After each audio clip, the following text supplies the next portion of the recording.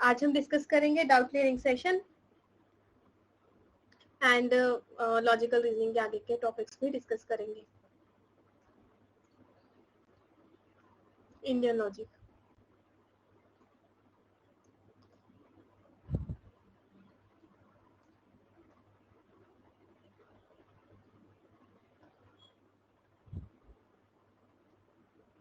Good afternoon to everyone.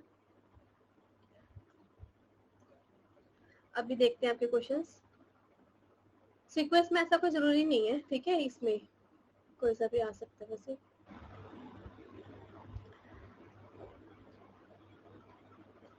On what date of, अच्छा ये भी देखते हैं. देखो अमन, आप मेरे को मैसेज करना पड़ेगा आपको, then I can add you, ठीक है. यूट्यूब पे है नंबर. अब ये क्वेश्चन क्या है कि अप्रैल 1994 संडे कितनी बार आता है. तो इसके लिए सॉल्व करेंगे 7 टाइप से. आई एम अज्यूमिंग कि रंजना आपने मैथमेटिकल रीजनिंग की क्लास देखी है, तभी आपको ये समझ में आएगा ना, कैलेंडर का टॉपिक. ठीक है, मैथमेटिकल रीजनिंग के लास्ट 2 क्लासेस में कैलेंडर का टॉपिक समझाया था. हाँ जी. सो इसको 7 टाइप से सॉल्व करेंगे. और अब हम यहाँ पे फॉर एग्जाम्पल मैंने अज्यूम कर लिया कि मैं 1 अप्रैल का चेक कर रही हूँ पहले, क्योंकि हमें तो नहीं पता है कौन सा डेट है, इसलिए तो 1 अप्रैल के हिसाब से पूरे फॉर्मूले में डाल देंगे. फर्स्ट, और फिर मंथ का कोड 0 आ रहा होगा, ईयर का कोड 0 आ रहा होगा, फिर 1994 लास्ट 2 डिजिट, और फिर लास्ट 2 डिजिट को किससे डिवाइड करते हैं हम, 4 से, और उसके 2 डिजिट ले लेते हैं. ठीक है, फिर 23 आ रहा है. इस पूरे को 7 से डिवाइड किया, देन रिमाइंडर जो आ रहा है यहाँ पर वो आ रहा है 6. देन 1 2 3 4 5 6 नंबर पे आता है. तो 6 नंबर पे क्या आता है, सैटरडे से स्टार्ट करते ना, 0 1 2 3, तो 6 नंबर पे फ्राइडे आ रहा है. तो ये पता चला कि 1 अप्रैल फ्राइडे है. क्वेश्चन ने हमसे संडे पूछा है, तो Friday, Saturday, Sunday, first, second, third, तो हमें संडे मिल गया 3rd, तो इसलिए 3rd आंसर है. बाकी तो अपने आप हो गया. ठीक है, अब बाकी आईसीडी के क्वेश्चंस आपने पूछे हैं. So you can add attachment file to size. क्या हम किसी भी ना कोई सी भी साइज के फाइल डाल सकते हैं? मुझे बताओ प्रिया, अगर आपने मैथमेटिकल रीजनिंग की क्लास नहीं देखी तो ये कैसे समझ में आएगा आपको? अगर आ गया है तो आ गया होगा. ठीक है, मैं अगर की थी तो मैम मैंने इसको सॉल्व किया और इसका आंसर भी डी आ रहा है. मैडम जी 1 अप्रैल को सॉल्व किया आपने, थोड़ा दिमाग इधर लेके आओ रंजना. तो फ्राइडे आंसर आ रहा है, हमें फ्राइडे चाहिए नहीं चाहिए, तो 1 अप्रैल वाला आंसर क्यों लेंगे आप, हमें चाहिए संडे. तो सैटरडे संडे, 3rd को है संडे, तो 3rd वाला आंसर लिया आपने. आया समझ रंजना? हाँ जी. आपने क्या किया, ये प्रॉब्लम एग्जाम में भी होती है, बाकी बच्चे समझ रहे हैं. आधा क्वेश्चन सॉल्व किया, अज्यूम किया मैं 1 अप्रैल का निकाल रही हूँ, 1 अप्रैल का सॉल्व करके फ्राइडे आया, उसके हिसाब से 1 अप्रैल का आंसर दे दिया. मैडम 1 अप्रैल तो हमने खुद ही अज्यूम किया था. ठीक है, क्वेश्चन तो मैं तो संडे पूछा है, तो संडे तक पहुंचना पड़ेगा हमें वहां से. क्या आप ईमेल में कोई से भी साइज की अटैचमेंट लगा सकते हो, बताओ? इसके लिए थोड़ा ईमेल वगैरह करना चाहिए किसी को, तब पता चलता है. 25 MB से ज्यादा बड़ी नहीं लगती. ठीक है, attachment. You can only send email from laptop only. हमारे मोबाइल से हम भेज सकते हैं ईमेल की नहीं? भेज सकते हैं ऑफकोर्स. सो इसलिए एक्चुअली मैंने आंसर ही बता दिया है. तो दोनों ही गलत है. हम तो मोबाइल से भी भेज सकते हैं, ओनली लैपटॉप थोड़ी, पीसी से भी भेज सकते हैं.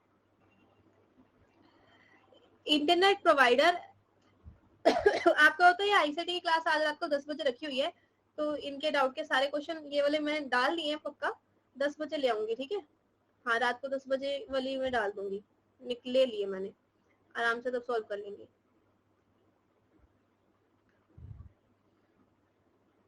अब ये क्लिक क्यों नहीं हो रहा, तुम्हें दिख रहा है मैं अटक गई हूँ क्या?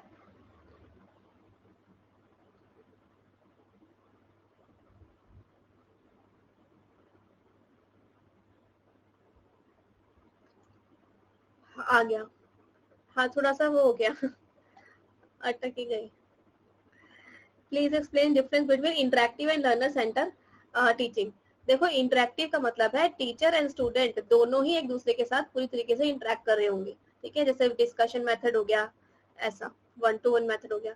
लेकिन लर्नर सेंटर मेथड एक बड़ा मेथड है जिसमें जरूरी नहीं कि हम प्योरली इंटरेक्ट कर रहे हैं. For example learner centre method में पीआई मेथड भी आता है.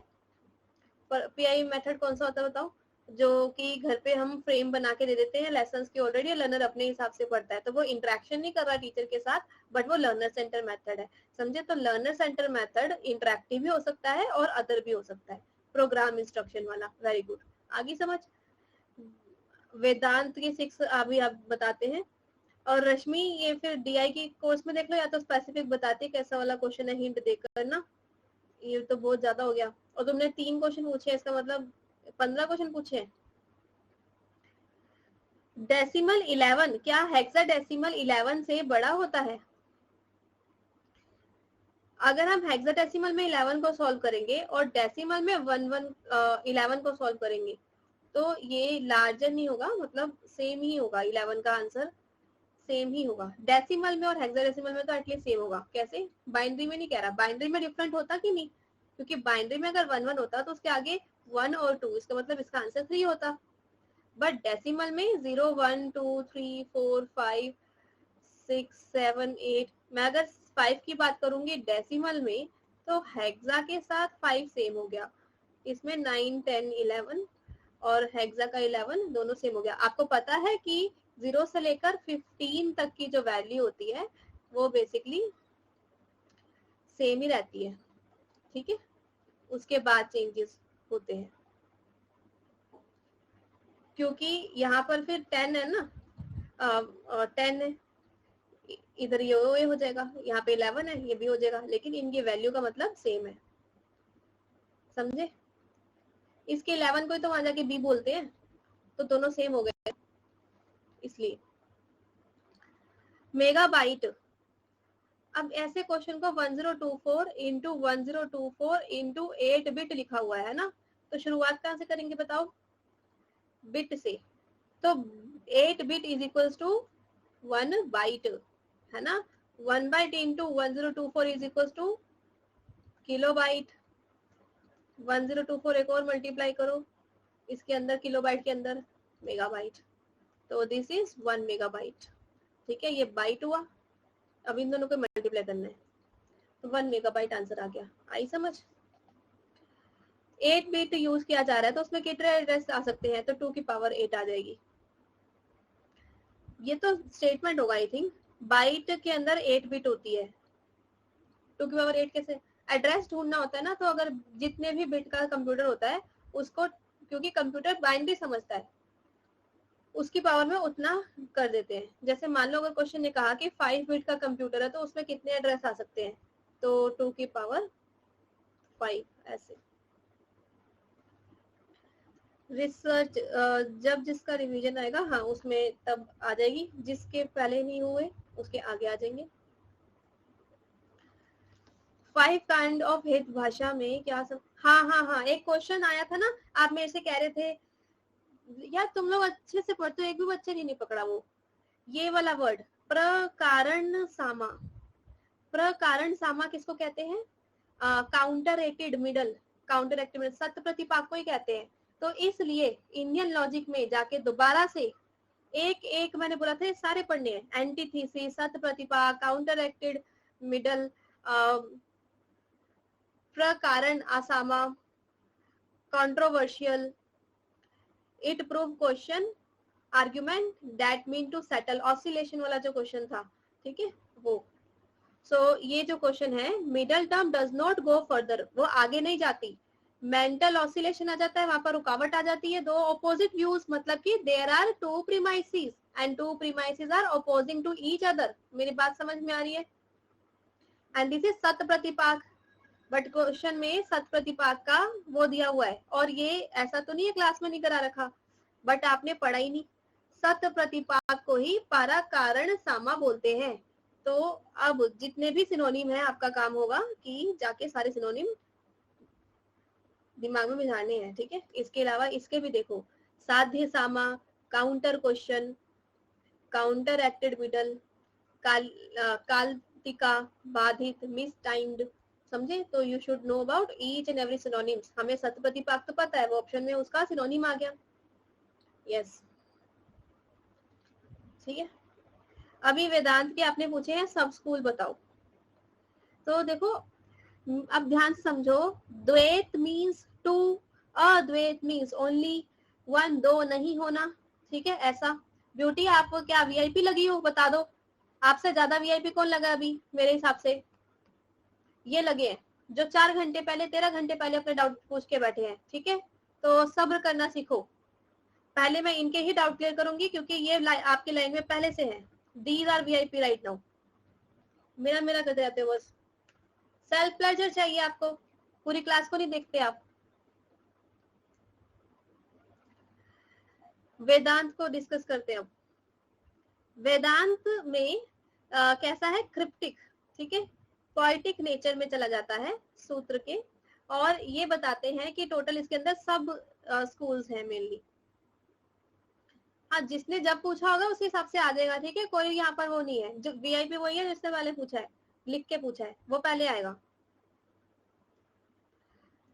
बीच बीच में आपका बोलने का कोई फायदा नहीं है।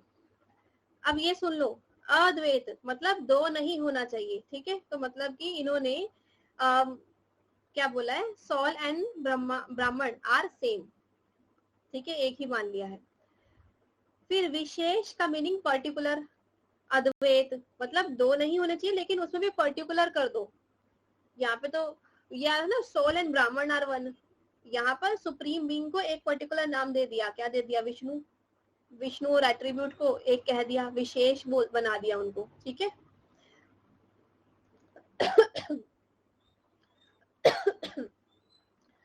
द्वैता, द्वैत मीन्स दो। Dvaita means which explores belief in three separate realities. अच्छा, द्वैता में बेसिकली द्वैत नहीं है, ये द्वैता है, इन्होंने थ्री को माना है।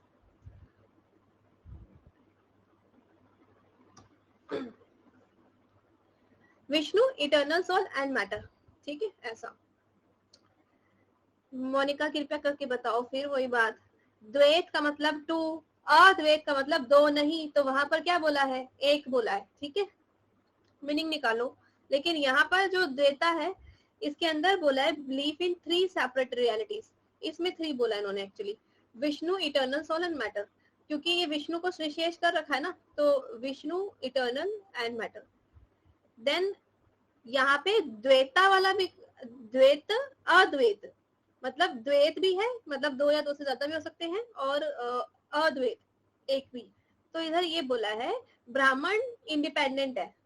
जो अभी तक जितनी भी टर्म्स आई थी उन सबको यूज कर दिया। ब्राह्मण इंडिपेंडेंट सबसे अलग है एक, और फिर उधर सोल एंड मैटर को डिपेंडेंट बोल दिया, ठीक है। तो यहाँ पर द्वैत यूज कर लिया गया है, तो ऐसा। हाँ, यही लिखा है, मेरे को भी ये दिखाई दे रहा है। आपको कुछ अलग तो नहीं दिख रहा?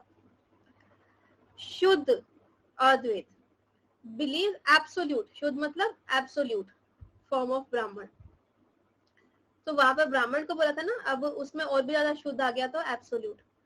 अचिंत्य भेद अभेद, तो यहाँ पर बोला मोनिज्म एंड डुअलिज्म को कंबाइन कर दिया गया है, और उसके थ्रू हम बता रहे हैं कि क्या चीज एक दूसरे से डिफरेंट है, डिस्टिंक्ट है या फिर नहीं है। कृष्ण या गॉड के एग्जांपल से हम इनको प्रूव करते हैं, ऐसा। द्वैत अद्वैत, द्वैत मीन्स दो, अद्वैत मीन्स एक, वन। तो इसलिए यहाँ पर ब्राह्मण को इंडिपेंडेंट वन में मान लिया, और द्वैत को सोल एंड मैटर में मान लिया, ठीक है। एक्चुअली इसमें बस ये जो थर्ड नंबर है द्वैता, द्वैता में तीन माने हैं जो इनके डेफिनेशन से थोड़ा अलग है। Vishnu, eternal soul and matter. तोड़ के पढ़ो रिंतु, क्या लिखा है? शुद्ध, शुद्ध means pure absolute, Advaita means one, ठीक है। तो वहां पर ब्राह्मण को शुद्ध एब्सोल्यूट फॉर्म में डिस्कस किया है, ठीक है। अचिंत्य भेद अभेद, भेद मतलब उसके अंदर डिफरेंस देख पाना, अभेद मतलब नहीं देख पाना, कृष्ण के थ्रू, ठीक है। मोनिज्म डुअलिज्म दोनों को कंबाइन करके भेद अभेद कर रहे हैं, फाइंड कर रहे हैं या नहीं फाइंड कर रहे हैं, डिस्टिंक्ट या डिफरेंस नहीं। तीन क्यों? मैंने तो बनाई है इंडियन लॉजिक, वेदांत में मैं ही तो थी। अरे जो उन्होंने बोला उनको समझो। अब उसमें हम नहीं कुछ कर सकते, जो फिलोसफी लिखी गई है वो डिडक्ट, वो उसमें हम नहीं कुछ कर सकते।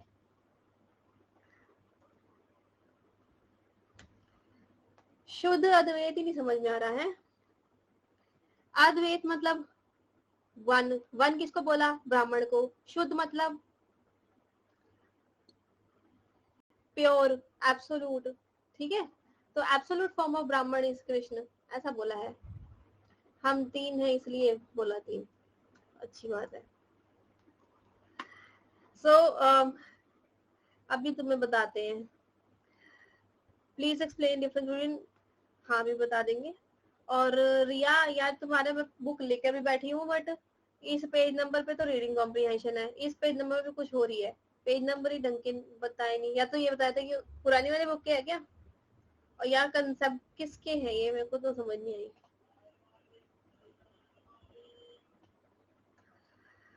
सो फोर कंडीशन लास्ट वाले क्वेश्चन में पुरानी वाले, या तो वो लिख देते तुम, उस हिसाब से देख लेती हूँ। थोड़ा क्लियरली मेंशन कर दे करो ना, ताकि मेरे को सच्ची में मिले भी वहां जाके। Four condition for correct perception. अच्छा, इसमें से आपको समझ नहीं आया, वो कौन सा समझ नहीं आया? ये वाला और ये वाला। अच्छा, सब ये दोबारा पूछ लेना फिर, और लिख देना ओल्ड बुक। अभी क्योंकि मैं लाई नहीं, मेरे पास अभी दूसरी पड़ी है, दूसरी वैसे नहीं। So four condition correct perception are identified medieval Indian text. अब इसमें कहते हैं अव्यय विचारा means correct perception that does not change, ऐसी परसेप्शन जो चेंज ही नहीं होती। It is not product of deceit, ये किसी को धोखा नहीं देती। बिकॉज वन सेंस ऑर्गन और means of detection is wandering, faulty और सस्पेक्ट। अब यहाँ पर अगर धोखा आएगा भी तो वो तभी आएगा अगर हमारी खुद की सोच में कुछ फॉल्ट है, हम खुद सस्पेक्शन कर रहे हैं, या फिर उसमें कुछ चीटिंग कर रहे हैं, कुछ गड़बड़ कर रहे हैं, तभी उसमें आएगा। अदरवाइज एक नॉलेज जो है वो गलत नहीं होती, वो धोखा नहीं देती। वो ये कह रहा है, जो डायरेक्ट नॉलेज होती है, कहीं हमारे अंदर के इमोशंस बीच में घुस जाएंगे, फॉल्टीनेस आ जाएगी, तब उसमें मिस्टेक हो सकती है। देन व्यावसात्मक, ये क्या है? Right interpretation eliminate question assumption. अगर हम सही से मीनिंग निकाले तो क्वेश्चन की एजम्पशन को भी एलिमिनेट किया जा सकता है। इधर because one fail to observe old data, ये ऐसे हो गया जैसे आप कहते हो ना इकोनॉमिक्स में या फिर आपके भी सब्जेक्ट में कोई थ्योरी होती होगी, ठीक है, तो हर थ्योरी में ज्यादातर कुछ ना कुछ एज्यूम किया हुआ है। अब उस एजम्पशन के बाद हम कुछ मीनिंग निकालते हैं। तो ये कह रहा है कि अगर हमारी इंटरप्रिटेशन बहुत सही हो तो हम इस एजम्पशन को भी रूल आउट कर सकते हैं। मतलब हम तो ये चाहते ना, ये बोल देते हैं विदाउट टैक्स, लेकिन असलियत में तो टैक्स होता है। तो अगर हम इंटरप्रिटेशन को और क्लियर करते रहे तो धीरे धीरे अजम्पशन, आप देखते हो नेक्स्ट जो थ्योरी आती है वो कैसी आती है, वो विद टैक्स वाली आ जाती है, जो थोड़ी ज्यादा रियलिस्टिक हो जाती है। तो यही है कि हम सही से मीनिंग निकालने चालू करेंगे तो वो ज्यादा रियलिस्टिक हो जाएगी। Because one fail to observe all data, हो सकता है एक जो है थ्योरी देने वाला वो सारे डाटा नहीं सॉल्व कर पाया। Because one combine inference with observation, observing what one want to observe. ये यही ऑब्जर्व कर रहा है जो वो ऑब्जर्व करना चाहता है, लेकिन फिर जब कुछ ना कुछ इग्नोर हो जाता है, और फिर जब नेक्स्ट पर्सन ऑब्जर्व करता है तो वो धीरे धीरे उस पॉइंट्स में उन चीजों को भरता है जो पुरानी थ्योरी होती है। ठीक है, हमारे इंडियन लॉजिक में भी यही है, एक ने थ्योरी दी, दूसरे वाले ने उसके अंदर कमी निकाली, एक नई थ्योरी दी, ऐसे ऐसे करके। सो यहाँ पे हम क्या कह रहे हैं, what is the meaning of व्याय? व्याय मतलब कमियां निकालना। ठीक है, तो एक की थ्योरी को हम जब क्वेश्चन करते हैं तो उससे क्वेश्चन की जो एजम्पशंस है वो धीरे धीरे अपने आप ही ठीक होने लग जाती है और थ्योरी बेटर हो जाती है। ठीक है, वो ये कहना चाह रहे हैं। और इन वेस्टर्न लॉजिक में भी सभी ने यही किया है, एक को कैंसिल करके अपने नए थॉट्स दिए हैं, फिर दूसरे को कैंसिल करके फिर तीसरे ने नए थॉट्स दिए हैं। तो ऐसे ही बनता है व्याय निकालना, उसके गैप हम रिसर्च में भी ये करेंगे, उसके गैप निकालेंगे फिर आगे करेंगे। मेरे तो पढ़ाने का बिल्कुल मन नहीं कर रहा, अभी फेयरवेल पार्टी होगी हमारी। अगला क्वेश्चन देखते हैं, identify correct order storage capacity rank from largest to smallest. ठीक है, अब इसमें से सबसे बड़े से सबसे छोटे पे जाना है, क्योंकि यहाँ पे पेपर भी खत्म हो चुके हैं। 2 TB सबसे बड़ा दिखाई दे रहा है वैसे मुझे यहाँ पर, है ना? अब वो टीबी से छोटा क्या दिखाई दे रहा है, आपको नहीं आता तो सारे सॉल्व करो बैठ के। देखो 1.500 मेगाबाइट अराउंड अबाउट किसके मुकाबले होगा, कितना जीबी, 1.5 जीबी के बराबर होगा। तुम्हें समझ में आ रही है बेबी? हम अप्रोक्स वैसे कितना होता है 1024, अगर हम 24 को थोड़ा अप्रोक्स भी कर दें तो इससे कोई खास फर्क नहीं पड़ेगा, तो ये 1.5 जीबी के बराबर हो जाएगा, ठीक है। 10 ये उससे छोटा हुआ ना। फिर उसके बाद के तो सबसे छोटा है, जी आएगा, 1 जीबी उसके नीचे आएगा और 5 के भी उसके नीचे आएगा, समझे। ये हमने 1500 MB को कन्वर्ट किया है, कितना इजी हो गया यहाँ पे। सो आंसर आ गया हमारा फर्स्ट, ठीक है। किसी को कोई डाउट है इसमें?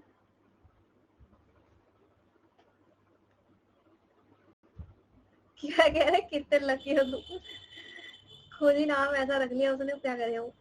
प्लेटफॉर्म एफडीआई अभी आगे बताती हूँ मैं, प्लेटफॉर्म वो आगे बता दूंगी, मैं फोटो लेके आई हुई हूँ, ठीक है।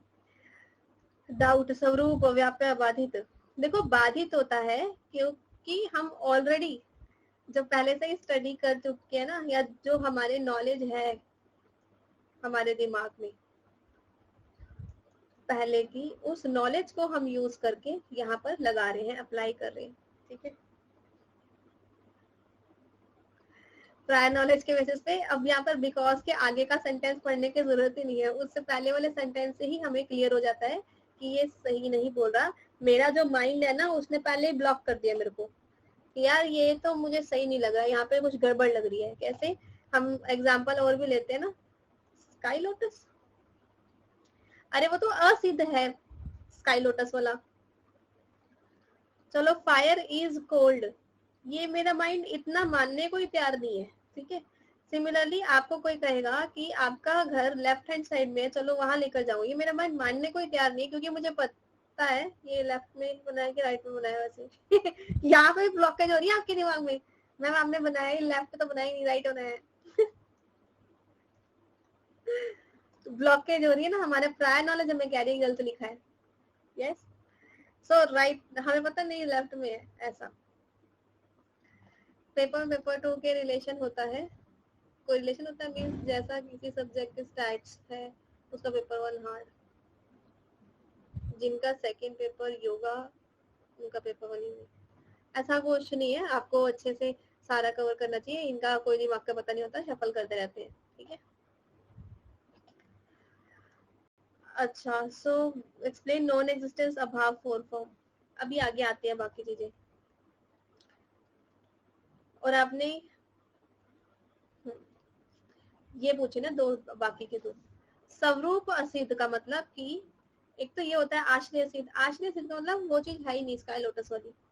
स्वरूप सिद्ध में क्या हो रहा है कि स्मोक एंड माइनर टर्म, जो स्मोक है वो माइनर टर्म में होगा ही नहीं, इसलिए ये गलत है, ठीक है। Minor term and middle term में रिलेशन असिद्ध है, पॉसिबिलिटी नहीं है। व्याप्ति गलत दिखा दी है, व्याप्ति आपको स्मोक की दिखानी चाहिए बिकॉज में, जबकि बिकॉज में फायरी लिख रखा है, तो यहाँ पे व्याप्य असिद्ध ऐसा। स्वरूप उसका हाँ खुद का रूप फॉर्म गलत हो, तो इसलिए यहाँ ये टर्म्स को एनालाइज करना आना चाहिए पेपर में, माइनर एंड मिडल की पॉलिसी है ये, ठीक है। और यहाँ पर मिडल टर्म की व्याप्ति प्रेजेंस रॉन्ग है,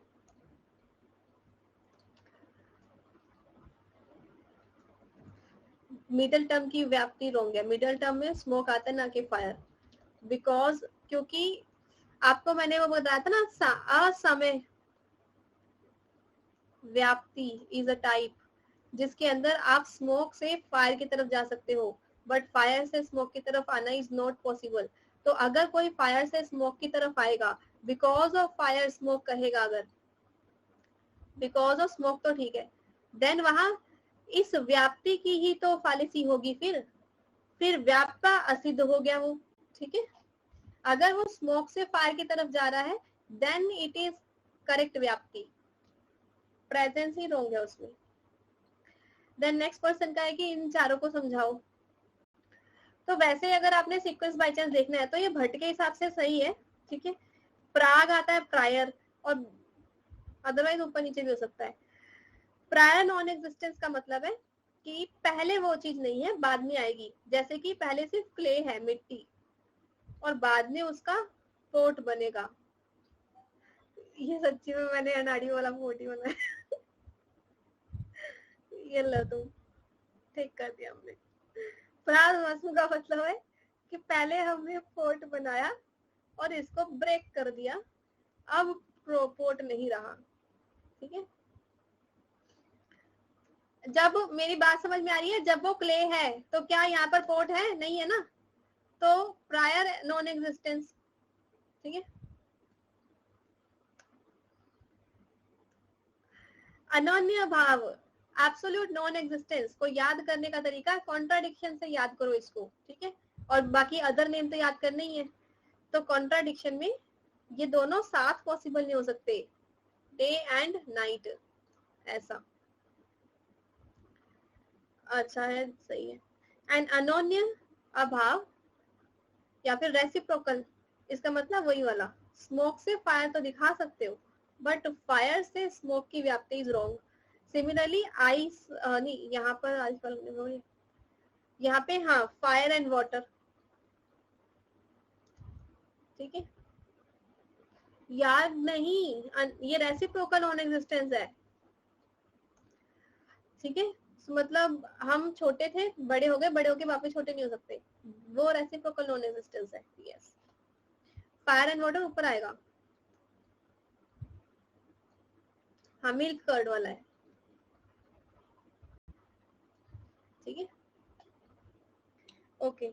अब एक लर्नर ने पूछा A is father of B but B is not father of A, very good. हाँ, तो वो भी आपका कहाँ आएगा? अनोन्य अभाव में आएगा। देखो, जो एफडीआई होता है मतलब फॉरेन डायरेक्ट इन्वेस्टमेंट, वैसे तो कॉमर्स का क्वेश्चन नहीं है, फिर भी छोटा सा इसे बता रही मैं। प्लेटफॉर्म का मतलब है एक ओरिजिनल होम कंट्री है, उसने इन्वेस्ट किया एक दूसरी कंट्री में। फॉर एग्जांपल यूएस ने इन्वेस्ट किया इंडिया में, ठीक है, ताकि वो इधर से बांग्लादेश को एक्सपोर्ट कर सके। मतलब आप यहाँ पे सिर्फ इसलिए इन्वेस्ट कर रहे हो ताकि इधर से दूसरे रास्ते खुल जाए दूसरी तीसरी कंट्री के, बस ये है इसमें। वैसा है ये लीगल है, वो इलीगल था। हाँ जी, अब बताओ, अब तुम्हारे थोड़े से डाउट यहाँ से ले लेती हूँ, फिर मैं नया टॉपिक समझाऊंगी। बेटे तुम मानना, तुम्हारा डाउट खूबसूरत इतना क्यों है, टेढ़ा वाला, टेढ़ू है।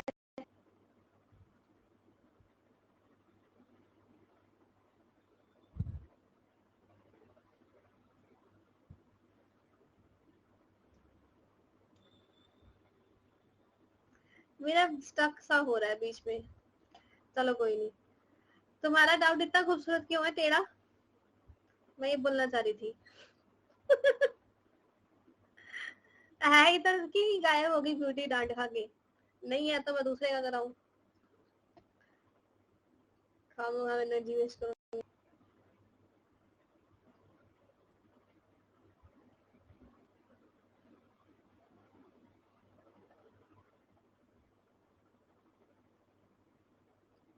यही है, अभी देखते हैं क्या माइनर मेजर हेतु कैसे पहचानते हैं।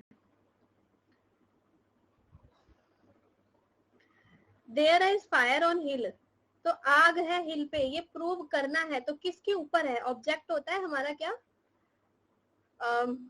Minor term. और आग को प्रूव करना है तो जो प्रूव करना होता है वो बड़ी बड़ी चीज होती है, मेजर टर्म, और जिसकी वजह से हो रहा है वो होता है मिडल टर्म। समझे? ऐसा। सो आपका फिर यहाँ पर भी फायर मेजर टर्म और मिडल टर्म है, यहाँ पर भी मिडल टर्म और माइनर टर्म है, और अपने आप उसमें हम वो भी दिखा रहे कि देखो यहाँ पर किचन में भी ऐसा था ना, उधर भी ऐसे, तो एक्चुअली यहाँ पर तीनों टर्म्स की उपस्थिति हो जाती है। And then fire is major term, hill is minor term, ऐसे करके आ जाता है। मैम को हम पे क्या दया आ जाती है प्रीति? किस चीज की दया करनी है भाई? पहले डांटती है फिर पैसे बोलती है। दया दुआ मैं तुम्हें पिटी, दया वाला क्या कहते हैं, बेचारा नहीं बनाने वाली मैं। ठीक है, क्या करना है इसका? First state require 6% analysis of फैल। ये तो डेटा इंटरप्रिटेशन है और ये क्लास में कराया भी था, फर्टाइल ये क्लास में करवाया भी था, डेटा इंटरप्रिटेशन है। ठीक है, अब तुम एक तो डीआई लेके आयो, क्वेश्चन है मैथ्स का, ऊपर से मैं ऐसे होके देखूं। वैसे मैंने क्लास में कराया हुआ है, याद आ रहा है किसी को? ये फैटल वाला कराया था ना, डाउट की क्लास में हुआ था। हाँ, ये किसी क्लास में हुआ था। चलो फिर दोबारा कभी देखेंगे डीआई का जब रिवीजन होगा या कुछ, या थोड़ा ढंग से मैं बोल देना डीआई, या वहां से डाउट जब मैं लेने जा रही हूँ ना तो ये अटक रहा है बीच में, ज्यादा एमबी लगती है लगता है उसमें। डीआई 6 क्वेश्चन नंबर 26 ऐसा करके पूछ लेना। अब एक दो ले लेती हूँ भाई, अटक रहा है।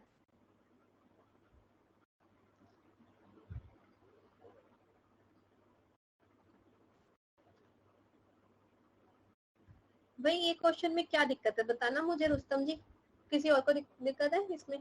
कि सबसे इजी क्वेश्चन यही है, फेरियो की शादी फेस्टिनो के साथ हुई, मतलब पूरी फैमिली बनाने का फायदा ही क्या जब आपको नहीं समझ में आई? उसका फेरिसन आया बेटा, अब फ्रिसन सिस सन उसकी बहन आ गई, ये मिडल 4, ये मिडल 2, ये मिडल 3, ये मिडल टर्म का जो फिगर है, फिगर 4 हो गया, 1 2 3 4, सिंपल। ठीक है, ये तो सबसे इजी था। रुस्तम ने बोला था इग्नोर करिए क्वेश्चन। यार तुम क्वेश्चन देते हुए कहते हो इग्नोर करो, है?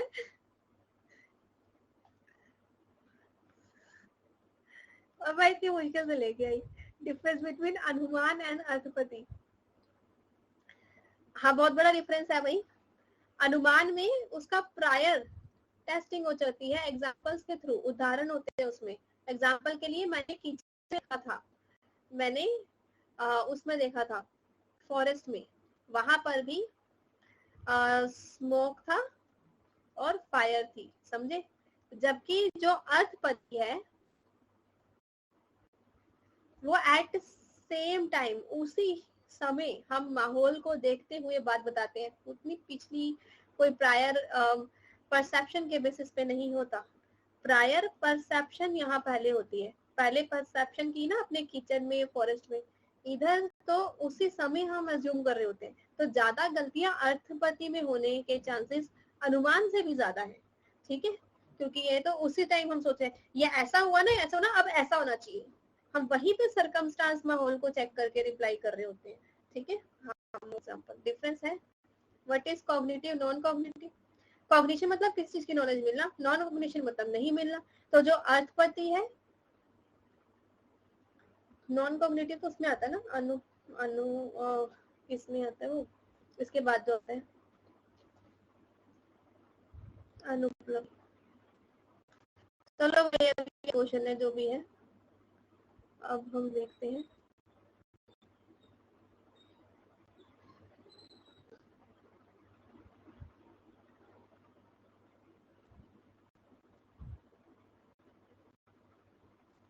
हाँ, डाटा इंटरप्रिटेशन के सारे क्वेश्चन आप देख लो, उसमें एक्सप्लेनेशन भी दी होगी। प्रतिज्ञा हेतु उदाहरण उपनाया निगमन केवल अन्याय, ये क्या बोल रही है ज्योति, सब कुछ लिख दिया पकड़ गई। प्रतिज्ञा हेतु उदाहरण उपनाया निगमन, ये केवल न्याय के ही है ना, इंडियन लॉजिक में यही है ना, ये याद करने हैं। हाँ, ये वाले यही है, इसके अलावा और भी बहुत कुछ है। ठीक है, ये तो फुल हो गया बस। हाँ, और भी बड़ा कुछ है, ऐसे थोड़ी इतनी सारी क्लासेस रखी है। देयर आर टू वैल्यूज, हाँ विच लेवल p वैल्यू है ना, नल हाइपोथेसिस, रिजेक्ट और एक्सेप्ट अकॉर्डिंग टू दिस और दिस एक्सप्लेन। तो आपके p value should be more than your this alpha, but overall सही होनी चाहिए, लेस होनी चाहिए। तो एक्चुअली 1.58 वाली सही होगी, कम वाली ही होनी चाहिए उनमें से। ठीक है, अर्थपति अनुपलब्धि में डिफरेंस मैंने बता दी, ये मैम जी करने आया बस। चलो भाई बहुत हो गया, अब हम आगे पढ़ाई करेंगे। हो गया? हाँ जी, ओल्ड वाले में 10, हाँ ओल्ड वाले में 10 थे। हाँ बोलो भाई क्या कहना है? क्या सब सिर्फ मैं सुनाई दे रहा है मुझे, और कुछ सुनाई नहीं दे रहा। ना दिखाई दे रहा है।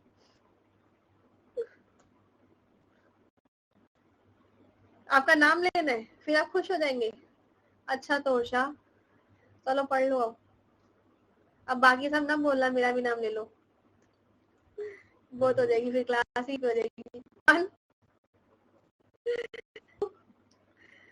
3 रेडी, यस। हाँ जी फ्रेंड्स, इन लॉजिक देते ना, हाँ विशेष और सांख्य बता दो। तो कल कराया था हमने, वॉइस ब्रेक हो गई है, अब इंटरनेट दोबारा लेके आना पड़ेगा। ठीक है, ये भी कहता है अब रेस्ट करो, ला रही हूँ। इधर नेट लेके आती हूँ एक ही बारी में, अटकता रहता है एक तो ये।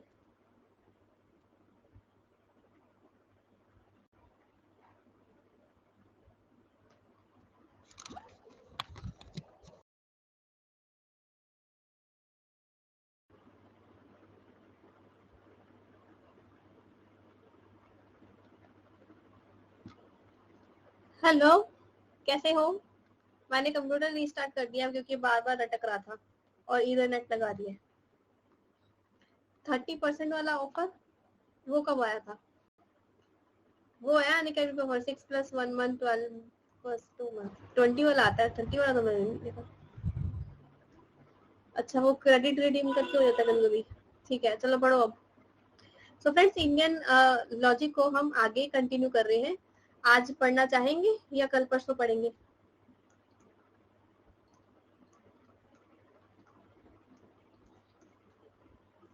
चलो पढ़ो फिर, अब फालतू की बातें बंद कर दो। ऑलरेडी 2-3 मिनट का ब्रेक मिल गया ना आपको।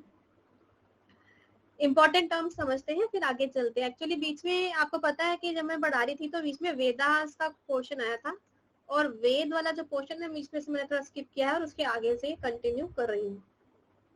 सांख्य और वैशेषिका मैंने करा दिया था, ठीक है। जैनिज्म बुद्धिज्म कराना है उसके आगे, सो वो इसके आगे आ जाएगा। तो ये जो यज्ञ होते हैं ना, यज्ञ होता है, इसको यज्ञ बोलते हैं। यज्ञ जो होते हैं, इसका मतलब कि जो रिचुअल्स किए जाते हैं, रीति रिवाज किए जाते हैं गॉड को प्रसन्न करने के लिए, ठीक है। जैसे कि मौसम अच्छा, मौसम में बारिश चाहिए तो हम सीजनल यज्ञ करते हैं, ठीक है। बरखा आ जा रे आ जा। सो इस तरीके से अलग अलग यज्ञ किए जाते हैं। 6 वेदांगन होते हैं, मतलब वेद के अंग, ठीक है, वेदांगन। Very good. सो इसमें आते हैं ग्रामर, मीटर, मीटर को छंद बोलते हैं हिंदी में वी कॉल छंद, in English we call metre. जब क्रिकेट का मैच होता है तब करते हैं। अच्छा तो ठीक है। फोनेटिक का मतलब होता है कि उच्चारण, कैसे हम वर्ड को बोले, ठीक है। फ, प, ई, कैसे हम अपनी टंग को यूज कर रहे हैं। एटिमोलॉजी का मतलब क्या होता है कि कोई चीज कहाँ से डिराइव हुई है। एस्ट्रोलॉजी का मतलब वो ज्योतिष शास्त्र, रिचुअल, रीति रिवाज।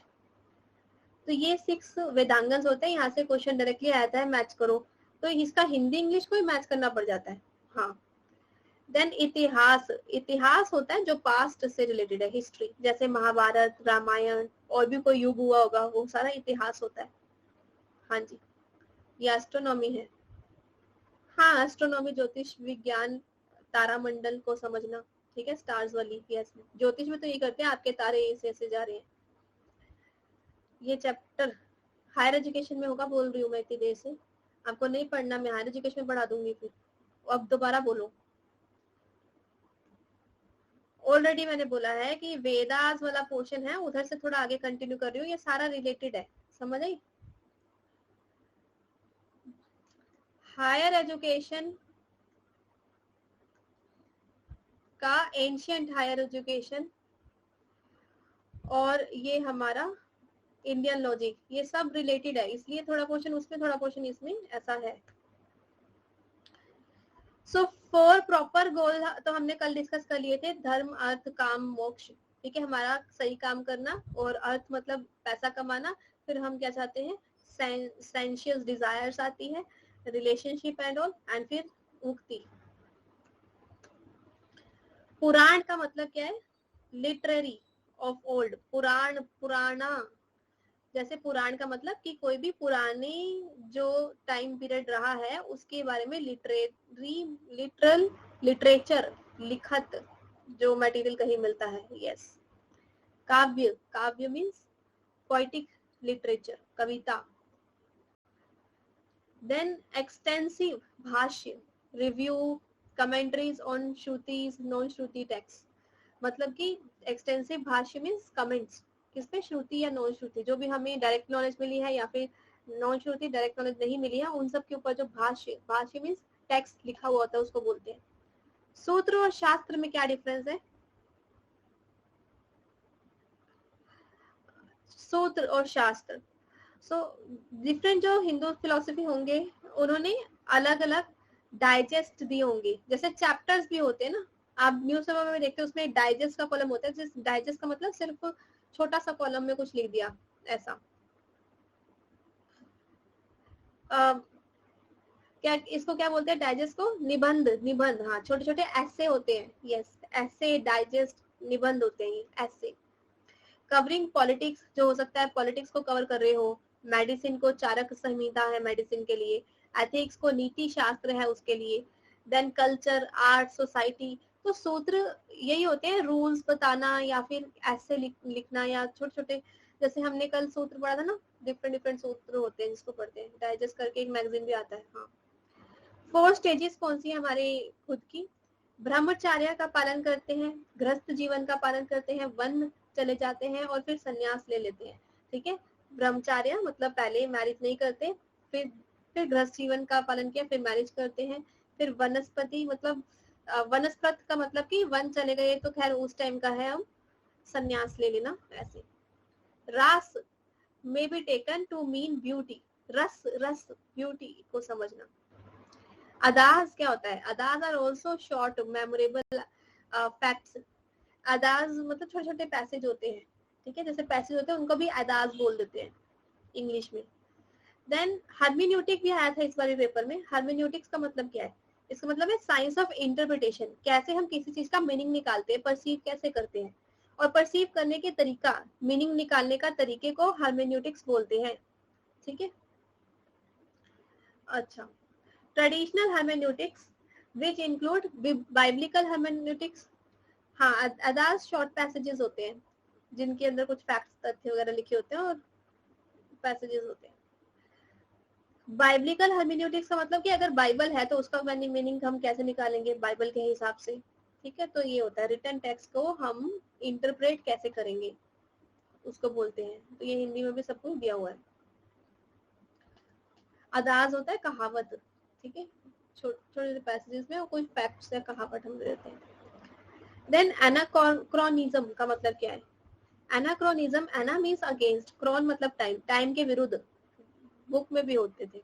हाँ, डू यू नो करके, मतलब एग्जैक्टली कुछ फैक्ट्स दे दिए जाते हैं। ये क्या मतलब है? समय के विरुद्ध। Anachronism is an error in chronology, especially chronological misplace of person, event, custom regarding to each other. For example, अगर हम कोई chronology का मतलब क्या है? Time period. अगर हम कह रहे हैं कि ना ये चीज 7th सेंचुरी में हुई थी, लेकिन सच्ची में एग्जैक्टली 7th सेंचुरी में ना हुई हो, थोड़ा ऊपर और नीचे भी हो सकता है। ठीक है, तो इसको एनाक्रोनिज्म कहते हैं, जब हम कोई किसी घटना के बारे में, किसी चीज के बारे में बता रहे हैं, बस उसमें समय, टाइम, ईयर, डेट, ये सब एग्जैक्टली ना देकर गलत दे देते हैं, उसको बोलते हैं। ठीक है, शेक्सपियर जैसे बोलना चाहते थे। अकास्मिता, एडाज मीन्स फैक्ट, जो एक पर्टिकुलर पैराग्राफ में दे दिए जाते हैं, पैसेज ही होते हैं वो। आयुर्वेद, साइंस ऑफ लाइफ, कि लाइफ कैसे मिलेगी। मेडिसिन के लिए जाना जाता है आयुर्वेदा को। आयुर्वेद वर्ड कहाँ से आया है? आयुष, आयुष मीन्स लाइफ, वेद means science, science of life. ठीक है, अब आप कहोगे मैम ये पढ़ना है क्या? अब आपने देख लिया ना, एक एक चीज जहां आपने हमसे स्किप हो गई वहां से आ रहा है, ये भी आ सकता है। आयुष का मतलब क्या होता है? सारी चीजें आपको ध्यान से देखनी है। ठीक है, हर लाइन पे मत पूछो पढ़ने के लिए। लिटर्जी, लिटर्जी होता है customary public worship done by specific, ये लिटर्गी है वैसे। वो होते हैं जैसे मान लो चर्च में फादर होते हैं ना, उनको बोलते हैं। तो जो स्पेसिफिक रिलीजियन ग्रुप में वहां की जो पूजा करते हैं उनको बोला जाता है। देन शिला, शिला मतलब ये आपको रिजल्ट मिलेगा, प्रीस्ट जो होते हैं। संस्कृत में शिला का शिला संस्कृत वर्ड है और पाली में भी इसका मतलब है, मतलब जैसा आपने कर्म किया है, वर्चू किया है, वैसा हमें शिला मिलेगा। गुड कंडक्ट में गुड रिजल्ट मिलेगा। वो सॉन्ग भी है ना, ऐसा शिला दिया मुझे, मतलब शिला क्या मतलब रिजल्ट, ठीक है। तो जैसा कोई कर्म करता है उसका वो वैसा शिला मिलता है। हाँ मतलब गाने तो याद आ जाते हैं, इधर शिला नहीं घुस रहा था दिमाग में है। ये क्या है, प्रज्ञा मतलब विजडम, हाँ understanding, cognitive acuity, know how, discernment. Theory of reality, reality का जो थ्योरी है वो क्या बताता है हमें। हाँ ये क्लास में लर्न भी थी हमारे शिला। रियलिटी की जो थ्योरी है वो कुछ लोग कहते हैं कि हम सेकुलरली बर्थ करेंगे। सेकुलर मतलब कि सेकुलर इज कोई फॉर्म नहीं है इस चीज की, नॉन फिजिकल, कि क्या कोई चीज फिजिकल है या नहीं है। फिजिकल और नॉन फिजिकल के उसमें बांटा गया है रियलिटी को सेकुलर में। देन स्पिरिचुअल लेवल पे अगर हम रियलिटी को पाना चाहते हैं तो या तो हम भगवान को मानेंगे या नहीं, या तो हम आस्तिक होंगे या नहीं। तो स्पिरिचुअलिटी लेवल पे आस्तिक या नास्तिक आ जाता है ऐसे। हाँ जी, मेरे को एक बात बताओ, शिला के बाद मैं 2-3 पॉइंट बता चुकी हूँ, तुम्हारा अभी तक शिला ही चल रहा है। और जो रियलिटी की जो थ्योरी होती है उसमें इस तरीके से भी दिखाया जा सकता है। मोनिस्टिक का मतलब ओनली वन, एक गॉड को मानना। डुअलिस्टिक मतलब दो को मानना। नॉन डुअलिस्टिक मतलब दो नहीं है, हो सकता है सिर्फ एक भी हो या एक से ज्यादा भी हो।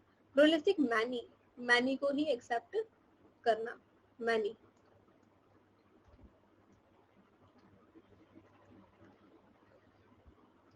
अब हम वैलिडिटी ऑफ नॉलेज पे आ रहे हैं। कुछ टर्म्स हमने पढ़ ली कि क्या क्या टर्म्स होती है, वर्ड मीनिंग होता है ना, जैसे डेफिनेशंस पढ़ लिए। Knowledge of validity of knowledge, कुमारिला regarded cognition as means of valid knowledge. Cognition जो है वो valid knowledge है। ऐसा तो नहीं बोला। नॉन डुअलिस्टिक बोला है, मतलब कि सिर्फ दो नहीं है। अब दो नहीं है तो सिर्फ एक भी हो सकते हैं, ज्यादा भी हो सकते हैं, ठीक है। तुम 4 जन्मों बाद पूछोगे हर्मेनेटिक्स क्या होता है। हर्मेनेटिक्स होता है, जैसे ये पैराग्राफ है इसका मीनिंग सही से निकाल पाना, इंटरप्रेट कर पाना। जैसे रीडिंग कॉम्प्रीहेंशन पढ़ते हैं ना, तो उसको कॉम्प्रीहेंड कर पाना, समझे, वो होता है। अच्छा, रियलिटी बता दीजिए। हाँ, रियलिटी सेकुलर रूप में, धर्मनिरपेक्ष के रूप में, फिजिकल या नॉन फिजिकल में डिवाइड कर सकते हैं। एंड स्पिरिचुअल लेवल पे ऐसे कैसे, आस्तिक नास्तिक वाला, थीस्ट नॉन थीस्ट। अब मैं वैलिड नॉलेज पढ़ा दूं। हाँ जी, कुमारिला भट्ट जी ने बताया है कि cognition as a means of valid knowledge, जो कॉग्निशन है उसको वैलिड नॉलेज के रूप में देखा जा सकता है। मतलब जिस चीज की हमें अनुभूति होती है, जिस चीज के बारे में हम जानते हैं, ऐसा अप्रीहेंशन। तुम ना बाद में देख लेना है, मैं यहाँ तो बुक लेके नहीं बैठी ना, मैं पेज नंबर उसमें से देख देख के पढ़ा रही हूँ, अपने हिसाब से पढ़ा रही हूँ, जो चीज जहाँ पे भी डालना है, ठीक है। Prabhakar, Prabhakar on other hand क्या बताते हैं। हाँ बच्चों से पूछो, मेरे से क्यों पूछ रहे हो। प्रभाकर ऑन अदर हैंड कहते हैं कि कुमारिला ने बोला कि ये क्या होता है। प्रभाकर कहते हैं we cognize an object by means of valid knowledge as it apprehension, मतलब हम वैलिड नॉलेज को क्या कहते हैं, जैसे हमने, जैसे भी किसी भी चीज की हमें अप्रीहेंशन का मतलब क्या बोला है, अनुभूति होती है, ठीक है। But it is not means of recollection found in case of memory. मतलब प्रभाकर ने कहा है कि वैलिड नॉलेज स्मृति नहीं है, ठीक है, रिकलेक्शन नहीं है, उन्होंने ये बोला है। और कुमार जी ने क्या बोला है, कुमारिला ने, वैलिड नॉलेज बिकॉज ऑफ अनुभूति ही regarded cognise produce by cognitive act. मतलब कॉग्निशन मतलब नॉलेज लेने का एक तरीका है, उससे हमें कॉग्निशन होती है, ठीक है। Cognition means knowledge, cognise means knowledge लेना। हाँ जी, हाँ मीमांसा क्या कहते हैं इसको, क्या अलग अलग लगा।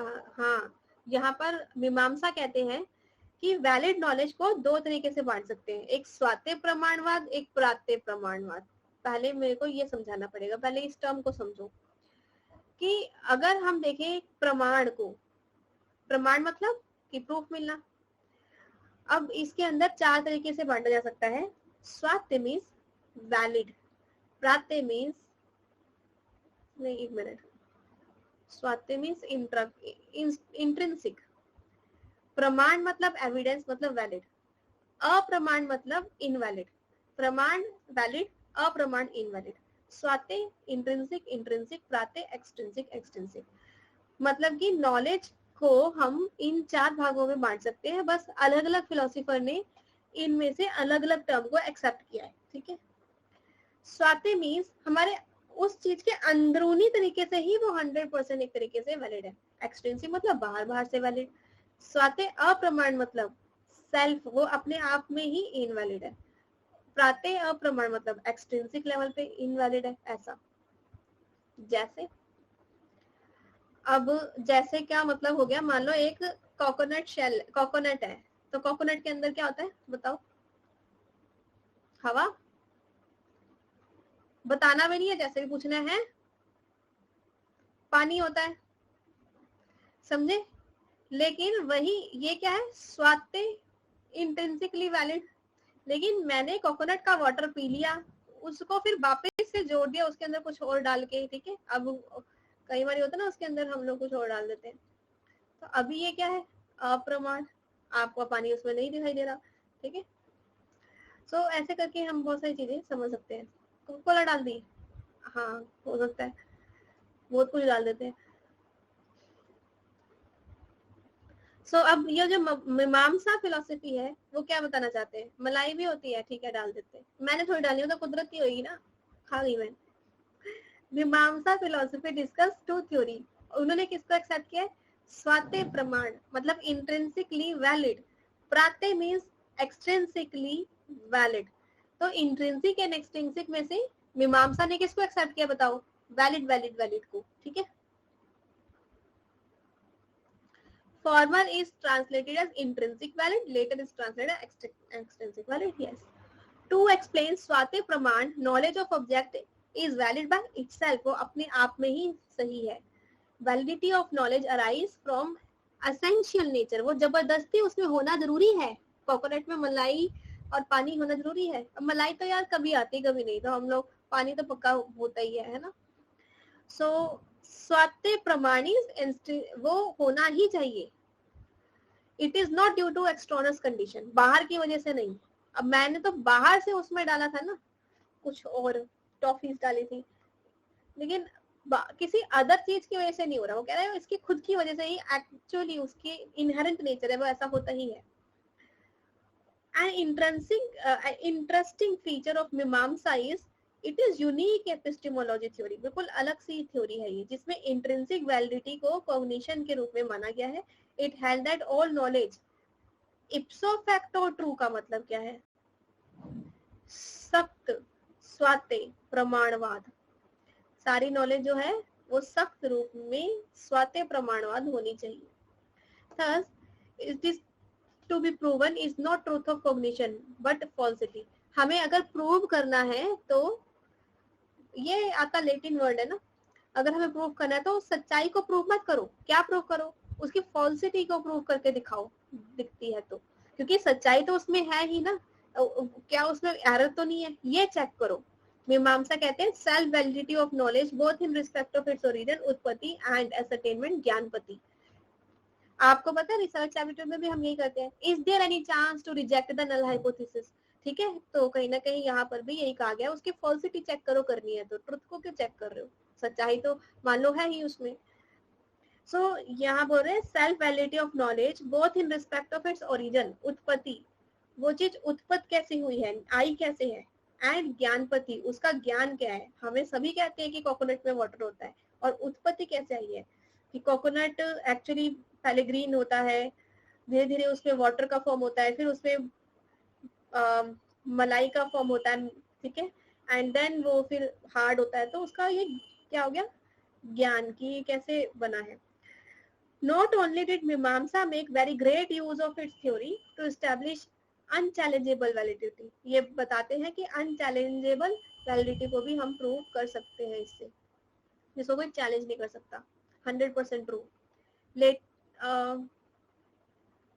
ऑफ वेदास की भी हम वैलिडिटी को अनचैलेंजेबली प्रूव कर सकते हैं। लेटर वेदांतिन्स आए जिन्होंने इसको, एक मिनट, हु ड्रू पर्टिकुलर मीमांसा कंट्रीब्यूशन, उन्होंने मीमांसा के अंदर और कंट्रीब्यूट किया। प्राते प्रमाणवाद क्या मतलब है, नॉन सेल्फ एविडेंट, कि ये चीज इसके रूप में ही सेल्फ एविडेंट नहीं है। वैलिडिटी बाय एक्सटर्नल कंडीशन, ये कैसा है, प्राते में ये वैलिड है लेकिन बाहर की कंडीशन की वजह से, उस चीज के अंदर की वजह से नहीं, ठीक है, बाहर की वजह से, सम अदर रीजन की वजह से ये चीज वैलिड हो रही है। ये कह रहा है प्राते प्रमाण में एक्सट्रिंसिकली वैलिड, प्राते प्रमाण में एक्सट्रिंसिकली वैलिड है, किसी अदर चीज की वजह से वो हो रहा है वैलिड। नेक्स्ट समझते हैं इसी चीज को। अभी हमने किसका सीखा है जी, अभी हमने सीखा है मीमांसा का, और साथ में उन्होंने ये भी बोला है कि जो वेदांत है उन्होंने भी इनके फिलॉसफी को ही आगे कंसिडर किया था। तो नेक्स्ट हम सीखेंगे सांख्य फिलॉसफी ने किसको एक्सेप्ट किया है। सांख्य, हाँ, कुमारिला ने तो खैर बताया था स्टार्टिंग में। सांख्य ने बोला है स्वात्य प्रमाणवाद एंड स्वात्य अप्रमाणवाद। तो सांख्य इनमें से ओनली स्वात्य को कंसिडर कर रहे हैं। आप बात समझ रहे हो, ओनली इंट्रिंसिक को कंसिडर कर रहे हैं। जो मीमांसा थे उन्होंने वैलिडिटी को कंसिडर किया था, चाहे वो स्वात्य हो चाहे वो प्रात्य हो, बट सांख्य ने इंट्रिंसिक को कंसिडर किया है, ओनली स्वात्य प्रमाण स्वात्य अप्रमाण, with view to both valid and invalid intrinsic values. फिर बुद्धिस्ट को पकड़ लेते हैं। बुद्धिस्ट आर्ग्यू करते हैं स्वात्य अप्रमाणवाद प्रात्य प्रमाणवाद। बुद्धिस्ट किसको मान रहे हैं, यहाँ ना डिफरेंस है, वही सब में डिफरेंस है। मीमांसा जो है वो intrinsic valid and extrinsic valid को मानते हैं, ठीक है, जबकि हम देख रहे हैं सांख्य। अब सारी फिलोसफर ही अलग अलग है तो अलग अलग मानते हैं वो। ओनली स्वात्य इंट्रिंसिक वैलिडिटी को भी मान लिया और इनवैलिडिटी को भी मान लिया, ठीक है। ये बुद्धिस्ट,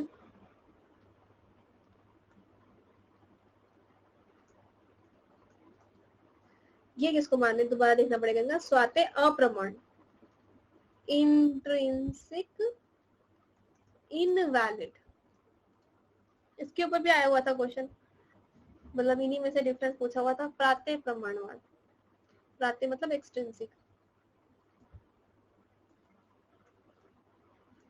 एक्सट्रिंसिक वैलिड को माना है, ठीक है, हाँ। So they regard validity of knowledge is extrinsic, वहां से आती है। इनवैलिड नॉलेज इंट्रिंसिक, वो अंदरूनी तरीके से इनवैलिड होता है इसलिए पूरा वैलिड इनवैलिड होता है, ऐसा बोलते हैं वो। So it is uncertain at time and liable to contradiction. तो ये उस समय पे एट अ टाइम अनसर्टेन हो जाता है, इसलिए वहां पर कॉन्ट्राडिक्शन आ जाती है, इसलिए इनवैलिड हो जाता है। It's validity is known by knowledge of excellence of cause, उसके कॉज के बारे में जब हमें पता चलता है तब उसकी वैलिडिटी आती है, इसलिए वो एक्सटेंसिवली हम उसको पहचानते हैं।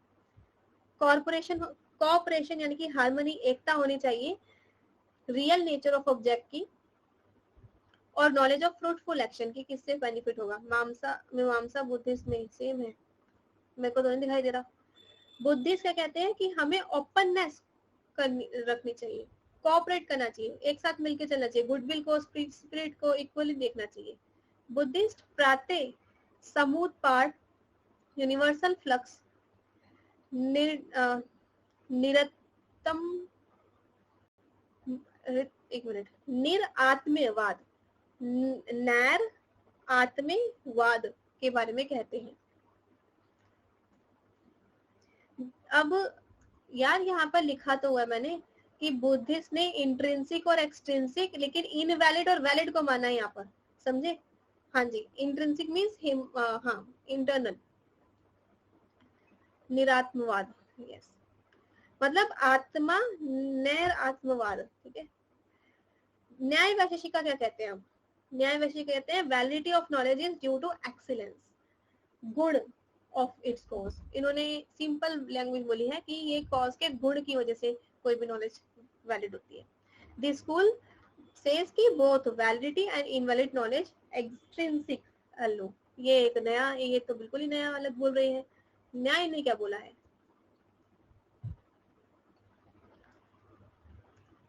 Extrinsic, both extrinsic.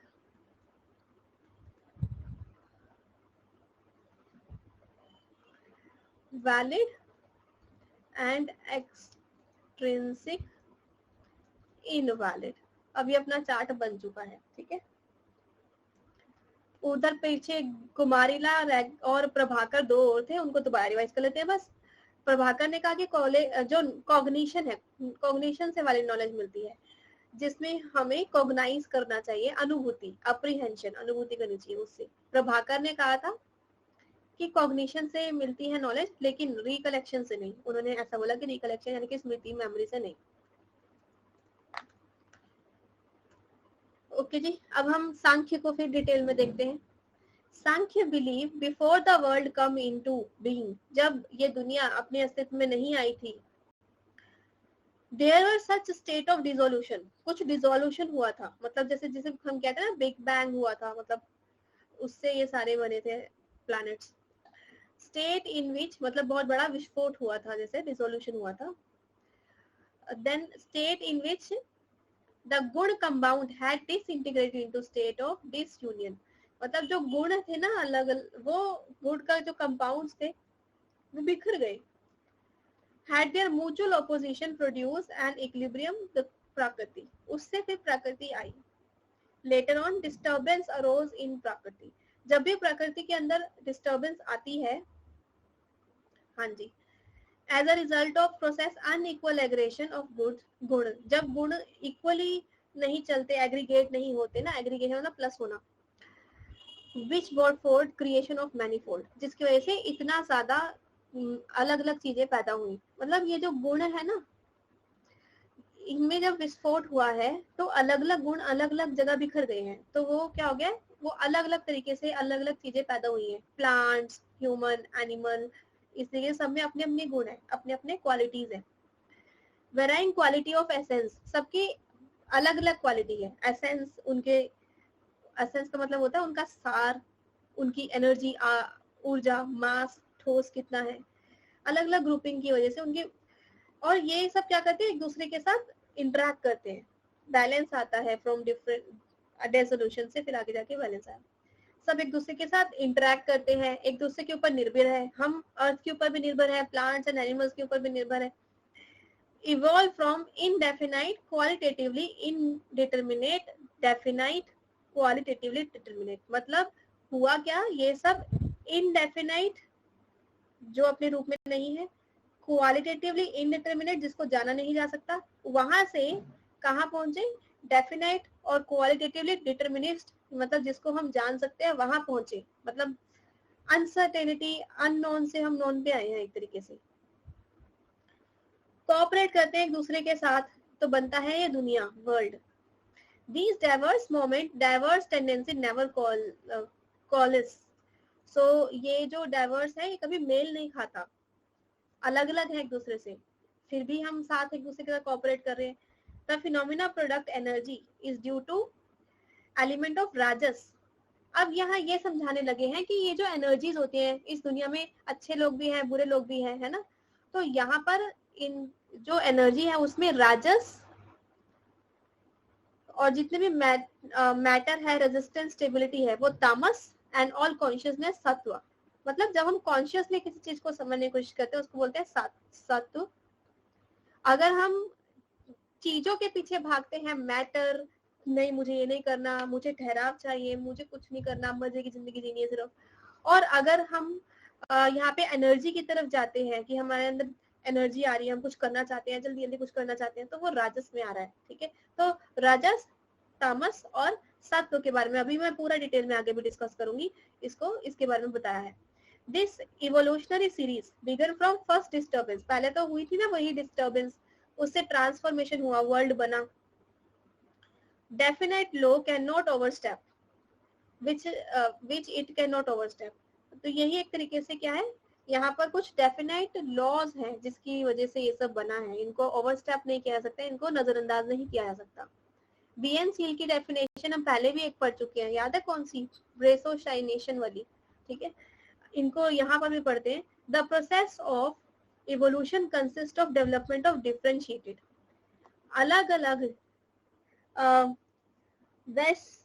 वैषम्य, अलग अलग डिफरेंशिएट मतलब वैश्य, मतलब वैषम्य अलग अलग, with in undifferentiated similar, undifferentiated different नहीं होना मतलब सिमिलर, तो साम्यावस्था, साम्यावस्था।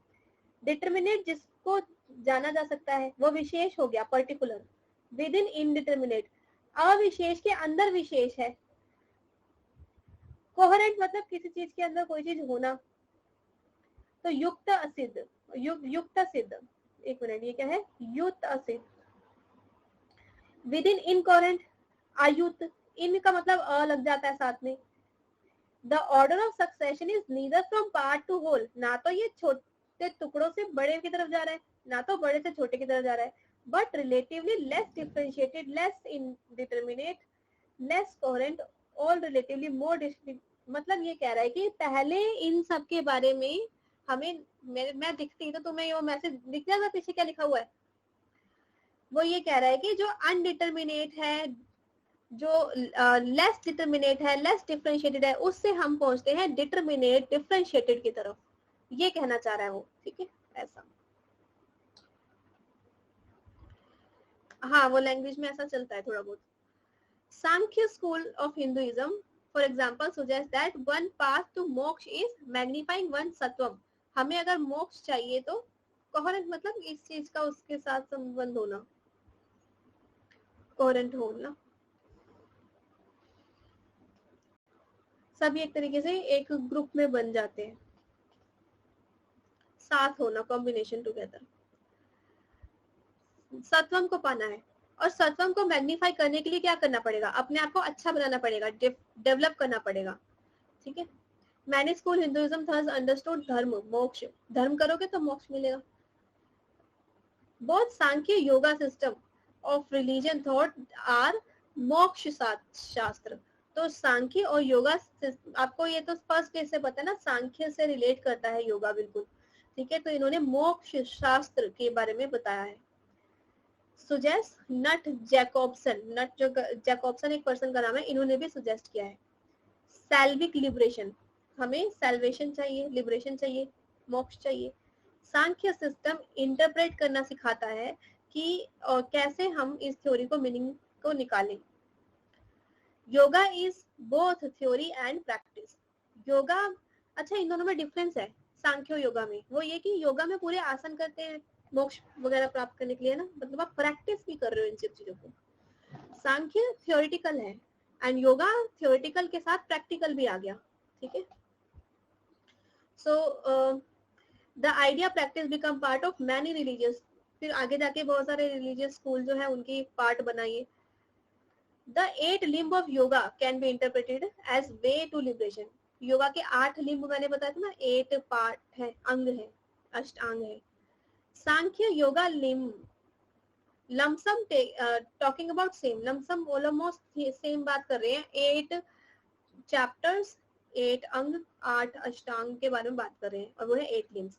वो कौन कौन से 8 लिम्स, यम, नियम, आसन करना, प्राणायाम, ये तो आपको थोड़े वर्ड पता ही होंगे, हम यूज भी करते हैं।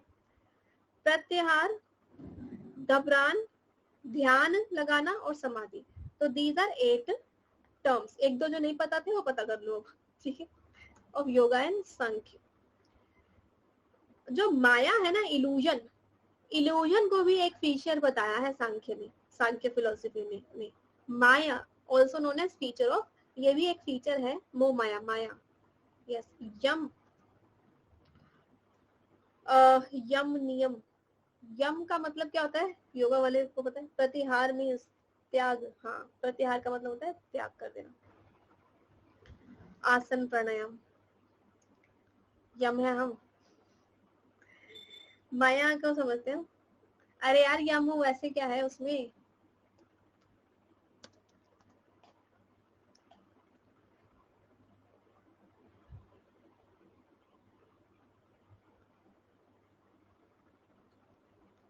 योगा में यम का मतलब है उसके कॉम्प्लीमेंट्स, ठीक है। यम और उसके कॉम्प्लीमेंट्स के बारे में बोला हुआ है योगा के अंदर। यम मीन्स रेजिस्टेंट, नहीं रिस्ट्रेन, रिस्ट्रेन किस चीज से रिस्ट्रेन करना, दूर जाना, यमस, यम। अच्छा देखो, बाधा है ना, तुम आगे नहीं जाने देते मेरे को। यम मतलब रिस्ट्रेन, बाधा, अब बाधा लिखना ही भूल गई मैं, शायद ऐसे लिखते हैं। माया was also known as teacher सांख्य। गुण आर नाउ सेंट्रल टॉपिक। गुण जो है मेन टॉपिक है हमारा। अकॉर्डिंग टू वर्ल्ड व्यू, 3 गुण have always been continue present all objects. 3 type के गुण होते हैं हर चीज में। ध आना था ना, घ लिख दिया मैंने। ओके अब ठीक है। सो सत्व का मतलब है अच्छे कर्म करना, गुडनेस, कामनेस, हार्मनी। राजस का मतलब है ज्यादा एक्टिव होना, हाइपर एक्टिव होना, मैम ये करना है, मुझे ये करना है, बस करा दो, बस करा दो, ऐसा सोचो बोलता रहता है ना, वो राजस में होता है अपने, ठीक है। उसको कंट्रोल करो, कंट्रोल, पैशन, मूवमेंट। तामस वाला इग्नोर, इनर्शिया, लेजीनेस, ओ मेरे को मजे की जिंदगी जीनी है बस, ठीक है, वो तामस में है। तो इससे आपको और क्लियर हो जाएगा आगे जाके। हाँ जो आगे के टॉपिक पूछते हैं, सत्व मीन्स शांत स्वभाव के, हर चीज में राजस एंड तामस में बैलेंस करने वाले, ठीक है। हार्मनी, साथ मिलना, positive, peace, clarity, light, creativity, openness, intelligence. राजस का मतलब है मूवमेंट, भागते रहना, anxiety, energy, over energy, excitement, passion, desire, agitation, ठीक है, एंजाइटी, ईगो। जबकि ये तामस है, प्रियकर सोया बड़ा मजा आ रहा है मेरे को, इनर्शिया, इनएक्टिव, नेगेटिव, एपैथी, मुझे किसी से कोई मतलब नहीं है, एम्पैथी मतलब मुझे दूसरे से मतलब है, ठीक है, दूसरों को मैं समझती हूँ, अंडरस्टैंड करती हूँ। एपैथी मतलब नेगेटिव, डलनेस, डार्क, डिल्यूशन, ये इस तरह का है। सुने तो तीनों, अच्छा सुने आपने। राजस पूरा भरा, क्या पूरा बुरा नहीं होगा ना। देखो एक वही, अगर आप एक्टिविटी एनर्जी में बैलेंस लेकर आ जाओगे तो आप सत्व में आ जाओगे ना, बैलेंस में आ जाओगे। तो बात समझ में आ रही है आपकी। यहाँ पे ओवर कर रहे हो, राजस में ज्यादा, राजस में पहुंच गए हो तो खराब हो जाएगा, तामस में भी नहीं, हमें इन दोनों को बैलेंस करना है। आगे समझ, हाँ जी। सो ये ट्रायंगल्स बनते हैं, इंटेलेक्चुअल प्रोसेस जो होते हैं। जैसे मान लो हमारा नॉलेज है, दिमाग है, अब इसके अंदर प्रोसेसिंग हो रही है। अब प्रोसेसिंग ईगो जो होती है हमारी, ईगो सत्व के पास भी पहुंच सकती है, राजस में भी और तामस में भी। अब ये तो वो है कि अपना कोई डिस्ट्रक्शन कैसे कर लेता है। मान लो कोई पर्सन है, उसके साथ कुछ बुरा हुआ, ठीक है। अब 2 रास्ते हैं, या तो उस बुरे का दिखाने के लिए वो कड़ी मेहनत करके, जिस, मान लो किसी ने उसको कुछ उल्टा बोला, ठीक है, आपको किसी ने प्रोवोक कर दिया, उल्टा बोल दिया। अब या तो जिस बारे में प्रोवोक किया कि तुम ऐसा नहीं कर सकते, आप बहुत ज्यादा पढ़ाई पे ध्यान देने लग जाओ, या तो ये होगा कि उसकी वजह से आप गलत संगति में चले जाओ, ज्यादा अल्कोहल कंज्यूम करने लग जाओ, समझे। यही होता है ना, या तो जिसको मोटा बोल दिया वो मोटा मेहनत करके प्रैक्टिस करके मतलब वो हो जाएगा, फिट हो जाएगा, या तो फिर वो बोल दिया तो बोल दिया, मैं तो डिप्रेशन में चला जाएगा, ठीक है। सो देर आर 2 थिंग्स, सात्वा भी हो सकता है तो उसका तामस भी हो सकता है, राजस भी हो सकता है, या तो ओवर एक्साइटेड हो गया है ना, तो उससे कुछ हो रहा है ना कुछ, ज्यादा गुस्सा करने लग गया एकदम से, ज्यादा ही एनर्जी आ गई उसके अंदर, ऐसा। सो नॉलेज क्या है, हम तो नॉलेज को पढ़ रहे हैं इतने दिनों से, एक दिन तो मिलेगी हमें नॉलेज। वेस्टर्न लॉजिक में भी नॉलेज ही पढ़नी है वैसे इसमें भी नॉलेज है। एंशियंट ग्रीक फिलोसोफर्स बिलीव करते हैं knowledge for sake of knowledge ये हमें हमें समझाता है कि हमारा बर्थ कैसे हुआ, हम ग्रो कैसे हुए, साइंस के बारे में समझाने की कोशिश करता है। पास्ट रेनेसेंस एज, ये भी एक एज है, जैसे अरिस्तु जी का टाइम पीरियड था, रामायण का टाइम पीरियड था, महाभारत का टाइम पीरियड था, ठीक है, ऐसे ही रेनेसेंस का टाइम था। वो कहते हैं principle knowledge is power, knowledge का मतलब पावर है। Knowledge as value, then we have to conclude that it never regarded as intrinsic, हमारे अंदर नहीं आ सकती। So on other hand it mainly instrumental extrinsic, और ये क्या हो गया, इंस्ट्रिंसिक ही हो गया। क्या पढ़ रहे हो तुम, एज हेराल्डेड मतलब इन्होंने कहा, कॉन्ट्रैरी, कॉन्ट्रैरी कहा, ये उसके विपरीत, कॉन्ट्रैरी मतलब विपरीत बोला, हेराल्डेड कॉन्ट्रैरी प्रिंसिपल। एक मिनट, हाँ, तो ये जो पोस्ट रिनेसेंस, रिनेसेंस के बाद वाला जो टाइम पीरियड था ना, उन्होंने कॉन्ट्रैरी बोला, इन कंट्रास्ट उन्होंने उनका अपोजिट बोला, नॉलेज इज सिर्फ नॉलेज पाने का जरिया है। अब ऊपर से देखो ना शुरू कहां से हो रहा है, नॉलेज पाने का जरिया, जबकि पोस्ट रिनेसेंस क्या कहते हैं, after enlightenment age. Yes, actually ये वो एज है, अगर हमें पढ़ना है तो रिनेसेंस एज वो है जब ग्रीक की शुरुआत हुई थी, वही है ना, बिल्कुल स्टार्टिंग पार्ट है। So principle of knowledge is power, ये पावर कौन सा वाली है फिर, ये एनलाइटनमेंट वाली, मतलब किसके साथ वाली है फिर नीरू, एक बार मैं देख के बताती हूँ यहाँ पे।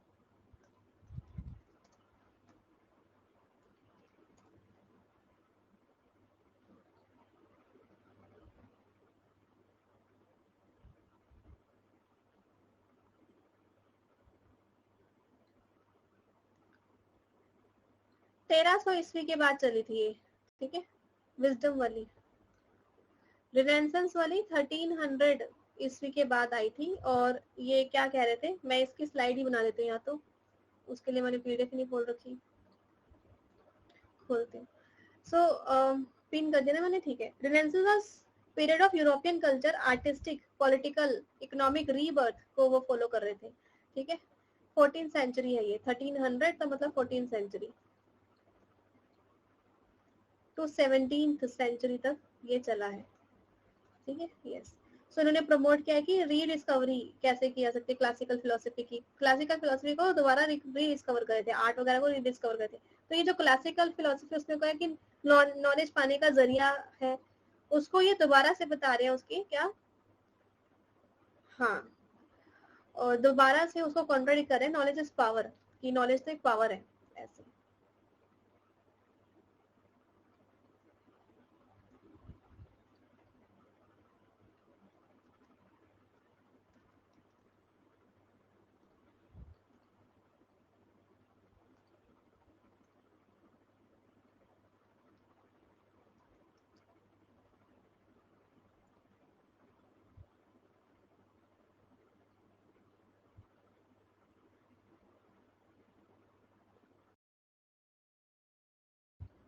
ये अच्छा रहना,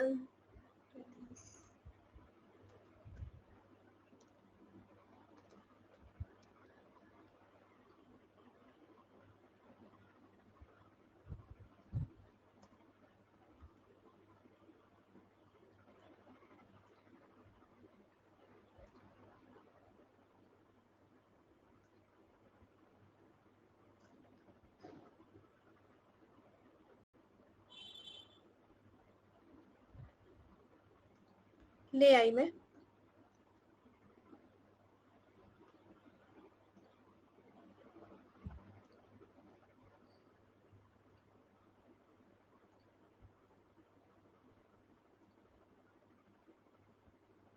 इसी में लिख दिया मैंने, ठीक है।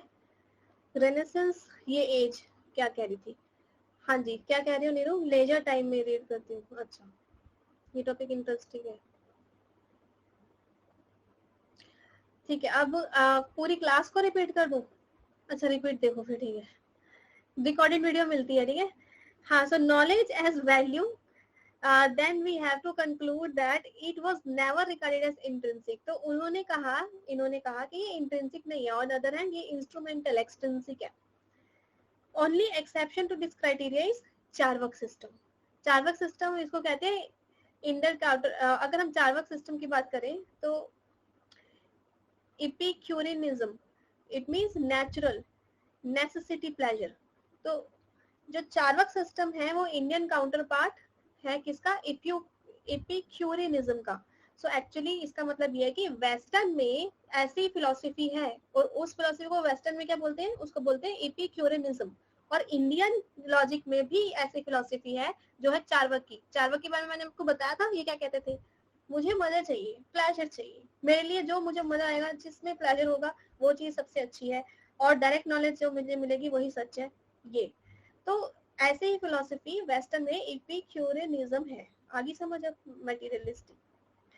सो Indian philosophy knowledge come close, very close to Baconian philosophy. अब इस पेज पे हमें क्या लग रहा है, हम नॉलेज इन इंडियन कॉन्टेक्स्ट को वेस्टर्न के साथ मैच कर रहे हैं, कौन कौन किसके किसके जैसा है। हाँ, हेडोनिस्टिक टाइप है वो।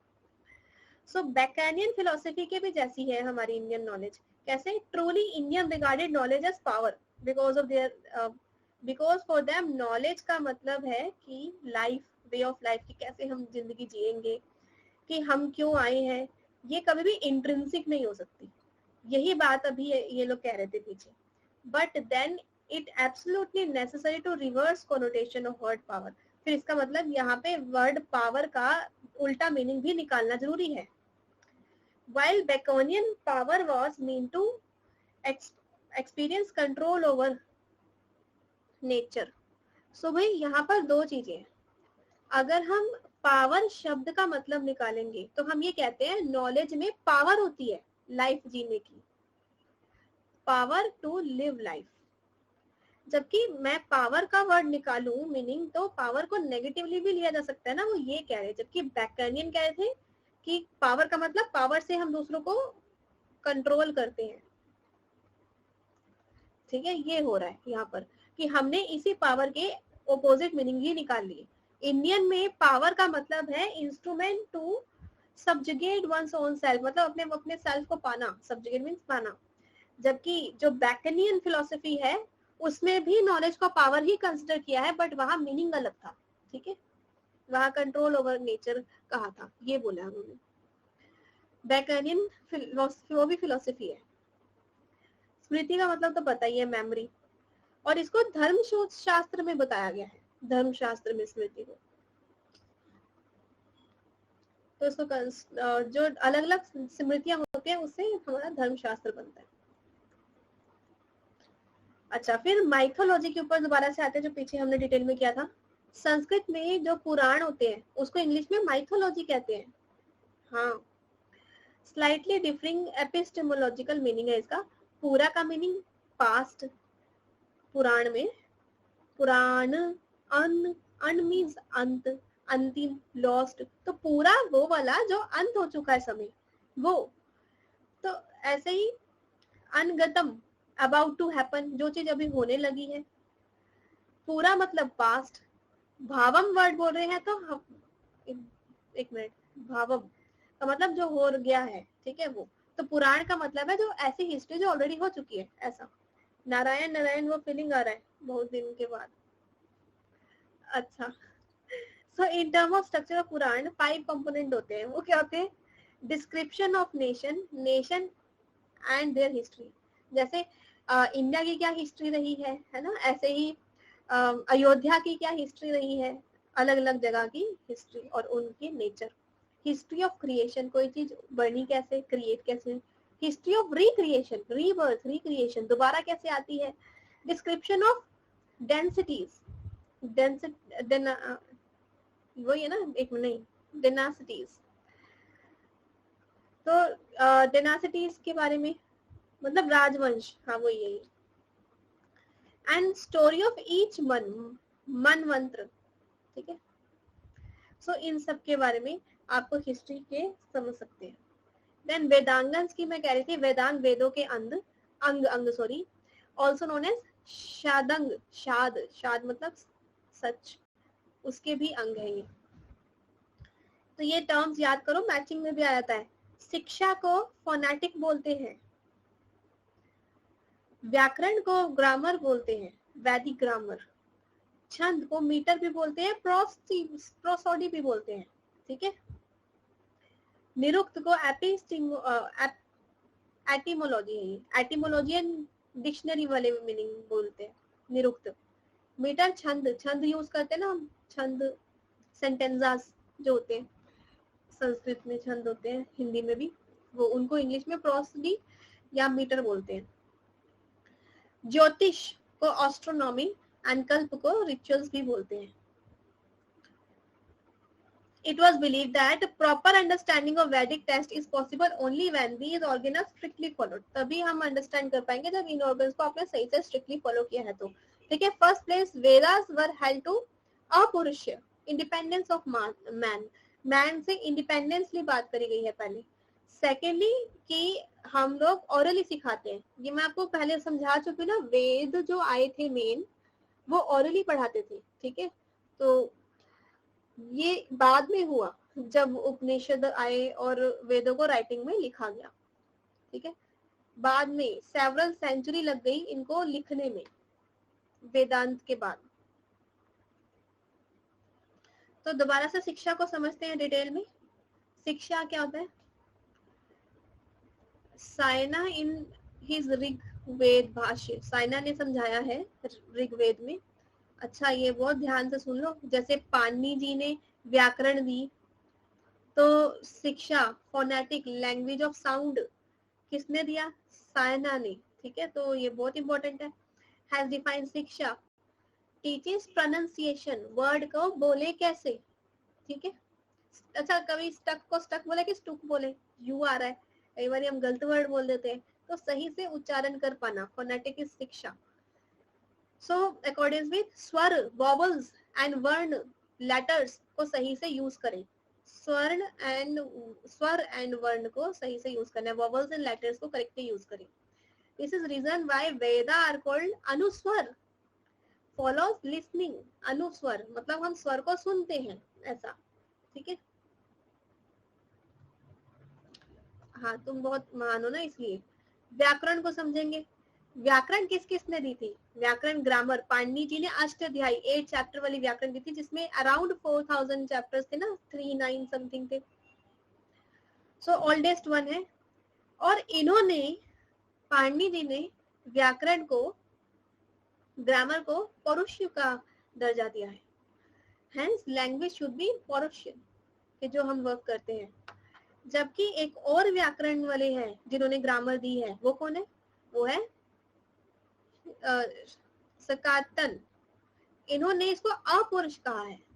पौरुष मीन्स जिसकी फॉर्म होती है, अपौरुष मीन्स जिसकी फॉर्म नहीं है। ठीक है, ऐसा। According to him oldest work on grammar is Andhra व्याकरण। आंध्र जो इंद्र के द्वारा आई है, वैसे ये आंध्र है। ठीक है, उससे याद कर सकते हैं। It name sourcings according to man receive from Indra. Yes, वो इंद्र ने दी थी, वो व्याकरण के बारे में समझाया था। पाणिनि वाला आया था, सक्त्यायन का नहीं आ सकता, तो दूसरा भी पढ़ना पड़ेगा ना, सक्त्यायन। हाँ, सक्त्यायन। सो मैन ने जो इंद्र से ली थी, और इंद्र को अपौरुष माना गया है, मतलब कि वो फॉर्म नहीं है, वो एक तरीके से गॉड का दर्जा है ना, उधर से आई है वो चीज। पौरुष मीन्स हम लोगों ने बनाई है, पौरुष। पाणिनि ने ही महेश्वर सूत्र भी दिया है। अच्छा, so Panini best known for Sanskrit grammar. 3959 rules लिखा हुआ है, फिर भी गलत लिख रहे हैं। सो सिंटेक्स अष्टाध्यायी 8 चैप्टर्स थे इसके अंदर। अच्छा जी। नाउ छंद, छंद को प्रोस्टी और बोलते हैं मीटर। तो ये किसने दिया? छंद सूत्र बाय पिंगलाचार्य, ध्यान रहे, पिंगलाचार्य जी ने दिया था। ओनली कृष्ण, यजुर्वेद एंड अथर्ववेद में बेसिकली छंद है, क्योंकि ऋग्वेद में छंद नहीं है, समझे? हाँ जी। पौरुष का मतलब क्या है? हाँ, ह्यूमन, मतलब ऐसी चीज जिसकी कोई फॉर्म होती है, अस्तित्व होता है। ठीक है। और अपौरुष मतलब जो दिखता नहीं है, जैसे हम गॉड को भी अपौरुष कह सकते हैं, वो हो गया। एक्चुअली इंद्र की वजह से कहा है वो। तो छंद जो है ना, ये किसने दिया? पिंगलाचार्य जी ने दिया है। और किस किस में छंद है? ऋग्वेद में नहीं है। सो कृष्ण यजुर्वेद में और अथर्ववेद में छंद के बारे में, छंद क्या है, मतलब छंद का मतलब क्या होता है, एक तरीके से प्रोसडी। छंद पादाउ तो वेदस्य, पाणिनि जी ने बोला, ठीक है। Means prosody is very foundation of Veda, मतलब ये प्रोसडी जो है वो मेन आधार है वेदों का भी। वैदिक prosody has one unique feature, इसमें एक यूनिक फीचर है which is mention by Katyayana, Katyayana ने मेंशन किया है, क्या किया है, अक्षर, अब ये वर्ड का इंग्लिश ही पढ़ लेते हैं, the one which determine the number quantity of letter is prosody, मतलब जिससे हम जो भी लेटर होता है, शब्द होता है, उसकी क्वांटिटी को समझ पाते हैं, डिटरमिन कर पाते हैं, उसको कहते हैं प्रोसडी। निरुक्त क्या था, निरुक्त था मीनिंग, डिक्शनरी, जैसे डिक्शनरी होती है ना वो, एटिमोलॉजी, ये चीज आई कहाँ से। Nirukta does not provide a sort of meaning, कोई ऐसा अलग दिस सॉर्ट ऑफ मीनिंग, ये हार्मोनेटिक है। हार्मोनेटिक मीन्स किसी चीज को मीनिंग निकालना, ठीक है, किसी चीज को समझ पाना, hence more than ordinary dictionary. ये वाला जो निरुक्त है, ये जैसे हमारी नॉर्मल डिक्शनरी होती है गूगल पे, वर्ड एंड मीनिंग दे देता है, ठीक है, सिर्फ उतना नहीं है, ये उससे कई गुना ज्यादा है, ये वर्ड के मीनिंग को समझाती है, हार्मोनेटिक करती है, आई समझ। लेक्सोग्राफर, व्हाट इज लेक्सिकल लैंग्वेज पढ़ चुके हो ना, डिक्शनरी वाली मीनिंग। अब जो डिक्शनरी के बारे में बताएगा वो लेक्सियोग्राफी होगा, ग्राफर होगा। लेक्सोग्राफर बाय नेम यस्क, यस्क है बेटा, पीछे सायन के बारे में बात किया, व्याकरण में पाणिनि जी और शाकटायन के बारे में बात की, छंद में हमने पिंगलाचार्य की बात की है ना। अब हम बात किसकी कर रहे हैं निरुक्त में, यस्क की। यस्क है, यस्क ने कुछ टर्म्स निकाली थी ऑथेंटिक इंटरप्रिटेशन के लिए। Dictionary consist of all 1770 term, 3 कांड, कांड होते ना, आपको पता है कि उसमें भी महाभारत में भी डिफरेंट डिफरेंट कांड, खंड है एक्चुअली, मतलब वो होते हैं ऐसे कांड है यहाँ। सो डिक्शनरी में टोटल कितनी टर्म्स थी, वो वाली डिक्शनरी में 1770 टर्म्स थी। फर्स्ट खंड में 3 चैप्टर्स हैं, जिसको बोला गया है नैगुंतक, नैगुंतक, नैगंतक। सेकंड एंड थर्ड में एक चैप्टर है नैग्मा एंड, सेकंड में नैग्मा एंड थर्ड में देवता, ठीक है, देवता। सो डिक्शनरी में इस तरीके से टर्म्स को 3 चैप्टर्स में बांटा हुआ है, अच्छी बात है। Nirukta is interpretation of these terms, इससे मीनिंग निकलता है, इसका शॉर्ट नोट कैसे बनाएं बाकी क्लियर है, इसको समझना है, वही नोट्स तो बने पड़े हैं, ये जो आपका रेड है, ब्लू है, ग्रीन, ये सब चीजें, ठीक है, वो आपके ऊपर है, जैसे कर सकते हैं। निरुक्त का मतलब इंटरप्रिटेशन ऑफ दीज टर्म, मतलब मीनिंग निकाल पाना, डिक्शनरी में से वर्ड और मीनिंग होता है, उसको समझाता है निरुक्त ऐसे। निरुक्त के अंदर टोटल 14 चैप्टर्स थे, पहले 6 चैप्टर नैगुंतक में थे, मतलब फर्स्ट वाले कांड में, मतलब फर्स्ट वाले कांड में 6 चैप्टर थे, मैं यहाँ लिख देती हूँ साथ में। नेक्स्ट 6 चैप्टर डील विद देवता कांड, एक मिनट, फर्स्ट 6 चैप्टर नैगुंतक एंड नैग्मा, तो नैगुंतक एंड नैग्मा में 6 चैप्टर है, और बाकी के जो 6 चैप्टर है वो इसमें है, और कितने हो गए 12। देवता कांड के बाद 2 बचे, वो अपेंडिक्स है, बुक होती है ना उसके अंदर भी एक्स्ट्रा अपेंडिक्स होता है, ये चीज इसके अंदर एक्स्ट्रा चीजें दे रखी होती है, तो ऐसे इसमें भी अपेंडिक्स है, इतना डेप्थ में आता है, छोड़ दो, कुछ भी करने की जरूरत नहीं है, ठीक है। ज्योतिष पढ़ते हैं हम, ऑलरेडी मैं आपको क्वेश्चन दिखा चुकी हूँ और मैंने पीछे भी बोला, वैसे एक पता लर्नर का माइंडसेट क्या है, ये वाला क्वेश्चन आया हुआ है क्या पहले पेपर में, पाणिनि जी आया हुआ है यहाँ से, राइट, लेकिन आप अगर कह रहे हो कि मैं फिर ये नहीं पढ़ना चाहता, ये नहीं पढ़ना, ये बोरिंग लग रहा है, तो फिर वो किसकी गलती, मेरी की आपकी, मैं तो पढ़ा रही हूँ, जिसको करना है वो कर ले, जिसको नहीं करना, मैं किसी को कोई जबरदस्ती नहीं कर रही, ठीक है, मेरा फर्ज है एक चीज आई है पेपर में, उससे रिलेटेड बाकी चीजें भी कराऊं, this is what I am saying and I am doing, ठीक है। हाँ,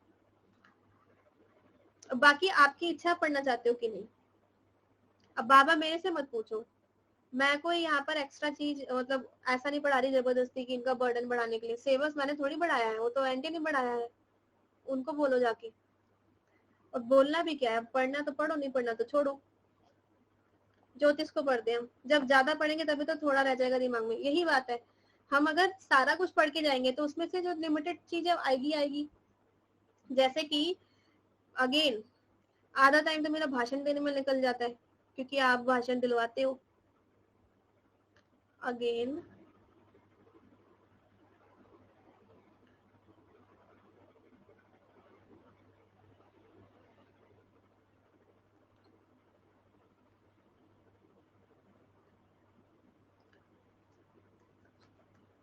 अरे वो क्वेश्चन कहाँ गया? हाँ ये देखो, ये प्रीवियस ईयर में क्वेश्चन आया हुआ था। अब अगर कोई बच्चा कहता है मैम इसका ये वाला मीनिंग भी पढ़ना पड़ेगा क्योंकि मुझे डिफिकल्ट लग रहा है, लेकिन बच्चे तब पढ़ेंगे जब ऑलरेडी पेपर में आ जाए। और जब आप खुद पेपर देने गए हो तो क्या पता आपके पेपर में आ जाए, फिर आप कहोगे अरे ये अगली बार ही पढ़ूंगा मैं। मेरा लॉजिक समझ पा रहे हो? ये नोट्स में था कि नहीं, पुराने नोट्स में जाके चेक कर लो। सत्य प्रतिपाक का डिफरेंट मीनिंग मैंने प्रकारण आसाम दे रखा है पेपर नोट्स में। बहुत छोटी चीजें, बारीक सी चीज जो बीच में शायद आपसे मिस हो जाए, लेकिन आपसे मिस हो गई, पेपर में आ गई। समझ आई? यही चीज है, अगर हम एक भी चीज मिस नहीं करेंगे वो पेपर में आएगी तो हमें आ जाएगा। यही बात कह रही हूँ मैं। ये ऑलरेडी मैंने दे रखा था, मैंने देखा अपने नोट्स में, मेरे नोट्स में दिया हुआ था, पहले वाले में भी था, आज भी है। अब आप कहोगे करना पड़ेगा इन डेप्थ में, नहीं किया है तभी तो आपने मेरे से 2-3 बार क्वेश्चन सेम पूछ लिया। ये क्या आ गया पेपर में मैम क्वेश्चन, आपने मेरे से कल भी पूछा डाउट क्लियरिंग में, और कल रात को 10 बजे वाली क्लास में पूछा कि मैम ये वाला वर्ड आपने कराया ही नहीं, ये कहाँ से आ गया पेपर में, पूछा था ना, कि किसी को याद है?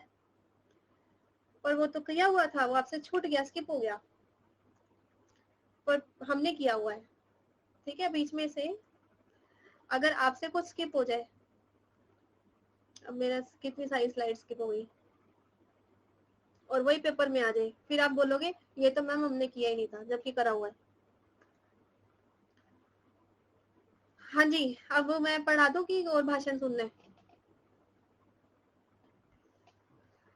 तो ज्योतिष को पढ़ते हैं फिर। ज्योतिष मीन्स एस्ट्रोनॉमी,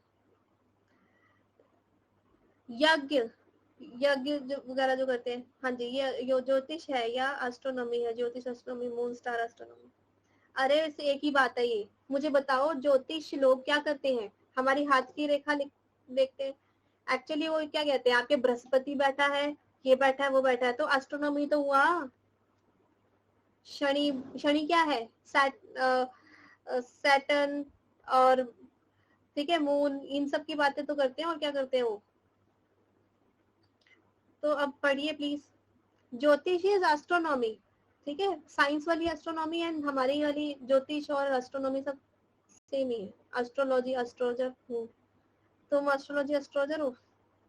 बताओ तुम्हारा जेरा कौन सी ईयर में होगा?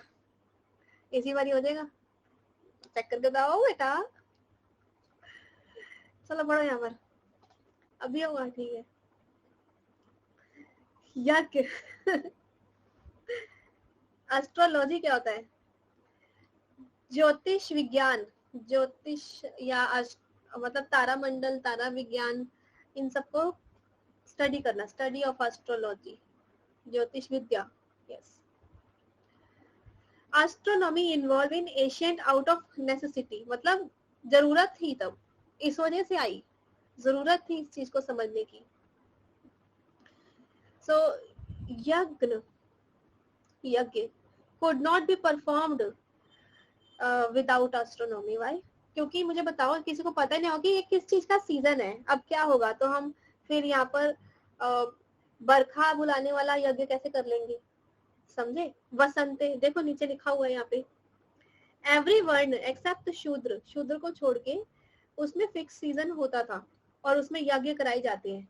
जैसे कि तृतीय ब्राह्मण ने बोला वसंत ब्राह्मण, मतलब कि वसंत आजा रे आजा, वसंत ऋतु आजा, spring, spring season, spring season आने वाला ये कैसे पता चलेगा? एस्ट्रोलॉजी से, ज्योतिष विज्ञान से, ठीक है, जो तारा मंडल को समझते हैं, और फिर हम उसके रिलेटेड यज्ञ करेंगे। ऐसा। अग्नि, इग्नाइट होली, फायर। अब हवन कर रहे हैं, जला रहे हैं, अग्नि जला रहे हैं ना। ग्रीष्म ऋतु, हमें क्षत्रिय ड्यूरिंग समर चाहिए, उसमें ग्रीष्म ऋतु वाला यज्ञ कर रहे हो। वैश्य ड्यूरिंग पोस्ट मॉनसून, ठीक है, वर्षा आ जा, तो ये सारी चीजें। काले मेघा, हाँ हो गया। अब igniting holing fire is very important because ये हमें सिखाया जाता है यज्ञ करने से पहले पहले। Only adequate knowledge of astronomy should be done. और ये सब हम कैसे कर सकते हैं? मुहूर्त कैसे निकालते हैं बताओ? मुहूर्त भी तो एस्ट्रोनॉमी के बेसिस पे निकालते हैं। हो गया। नाउ कल्प, रिचुअल्स, रीति रिवाज, प्रोवाइडेड देम विद फॉर्मूलाज। रीति रिवाज पूरे फॉर्मूले हैं, पहले आपको ये करना है, फिर ये करना है, फिर ये करना है, ये फास्ट ऐसे रखना है, इस फास्ट को ऐसे ब्रेक करना है। सो मटेरियल यहाँ पर ईच एंड एवरी फॉर्मूला है, एक्सप्लेनेशन है कल्प सूत्र के अंदर। ब्रह्म सूत्र का भी पार्ट है कुछ। Kalpa Sutra is same as that of Brahma Sutra. जो रिचुअल्स रीति रिवाज दिए हुए हैं वो ब्रह्म सूत्र के जैसे ही दिए हुए इसमें। सो इसमें कहते हैं अल्प शरम, ब्रीफ, अल्प मतलब स्मॉल। आसंदिगम, इनकॉन्ट्रावर्टिबल मतलब कॉन्ट्रावर्जन, अनएम्बिगुअस मतलब क्लियर होना चाहिए। सारवत, कंप्लीट। वैष्णव मुक्तम, ऑल इंक्लूजन, सबको इंक्लूड कर लो। कल्प सूत्र में 4 टाइप्स के हैं यहाँ पर फॉर्मूलेस। कैसे? श्रोता, गृह, धर्म और शुल्बा। लास्ट वन डिफरेंट है बाकी सबसे। फर्स्ट 3 ऋग्वेद, यजुर्वेद, सामवेद सब में आ रहे हैं, लेकिन जो but all 3 Kalpa Sutra differ from one Veda to another. हर वेद में अलग अलग मीनिंग निकाल रखा है। Every class sutra distinct command they constitute rituals, मतलब हर एक में उनके रीति रिवाज अलग अलग है। वैसे आप ये पढ़ लो 4 कौन से? श्रोत, गृह, धर्म और शुल्बा। शुल्बा मीन्स मुझे पंडित बनना पड़ेगा। एक आता है फ्री वाली क्लास में पंडित, उससे पूछ लेते हैं अभी। शुल्बा सूत्र,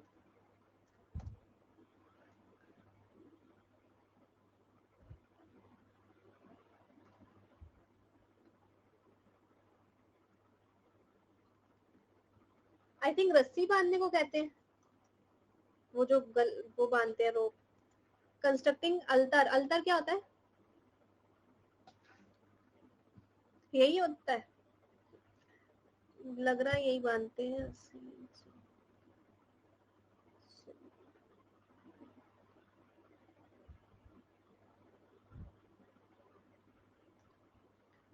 नापने के लिए।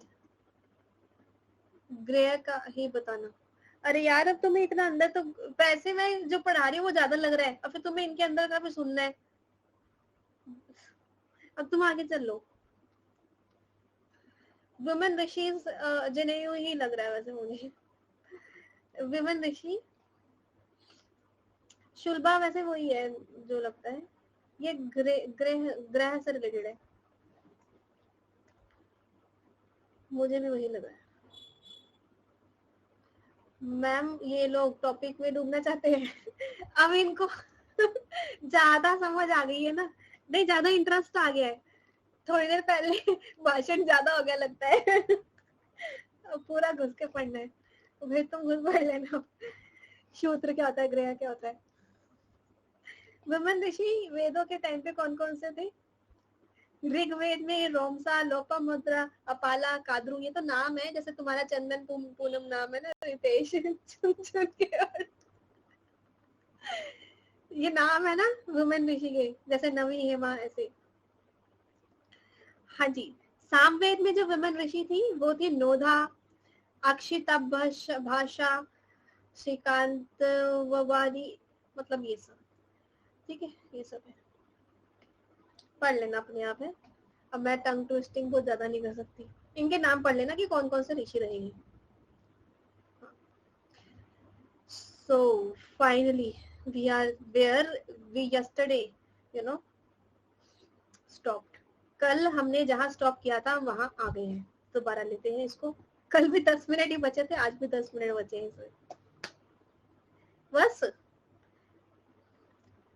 फिर छुट्टी कर दे हम, फिर पढ़ाएगा कौन? चलो पढ़ो, वही चार्वाक वाला जैनिज्म वाला कंटिन्यू करो कल वाला। 1 थोड़ी देर, क्या 1 मिनट का ब्रेक दूं तुम्हें? 1 मिनट का ब्रेक ले लो तुम। 51 पे मिलती हूँ अभी मैं तुम्हें।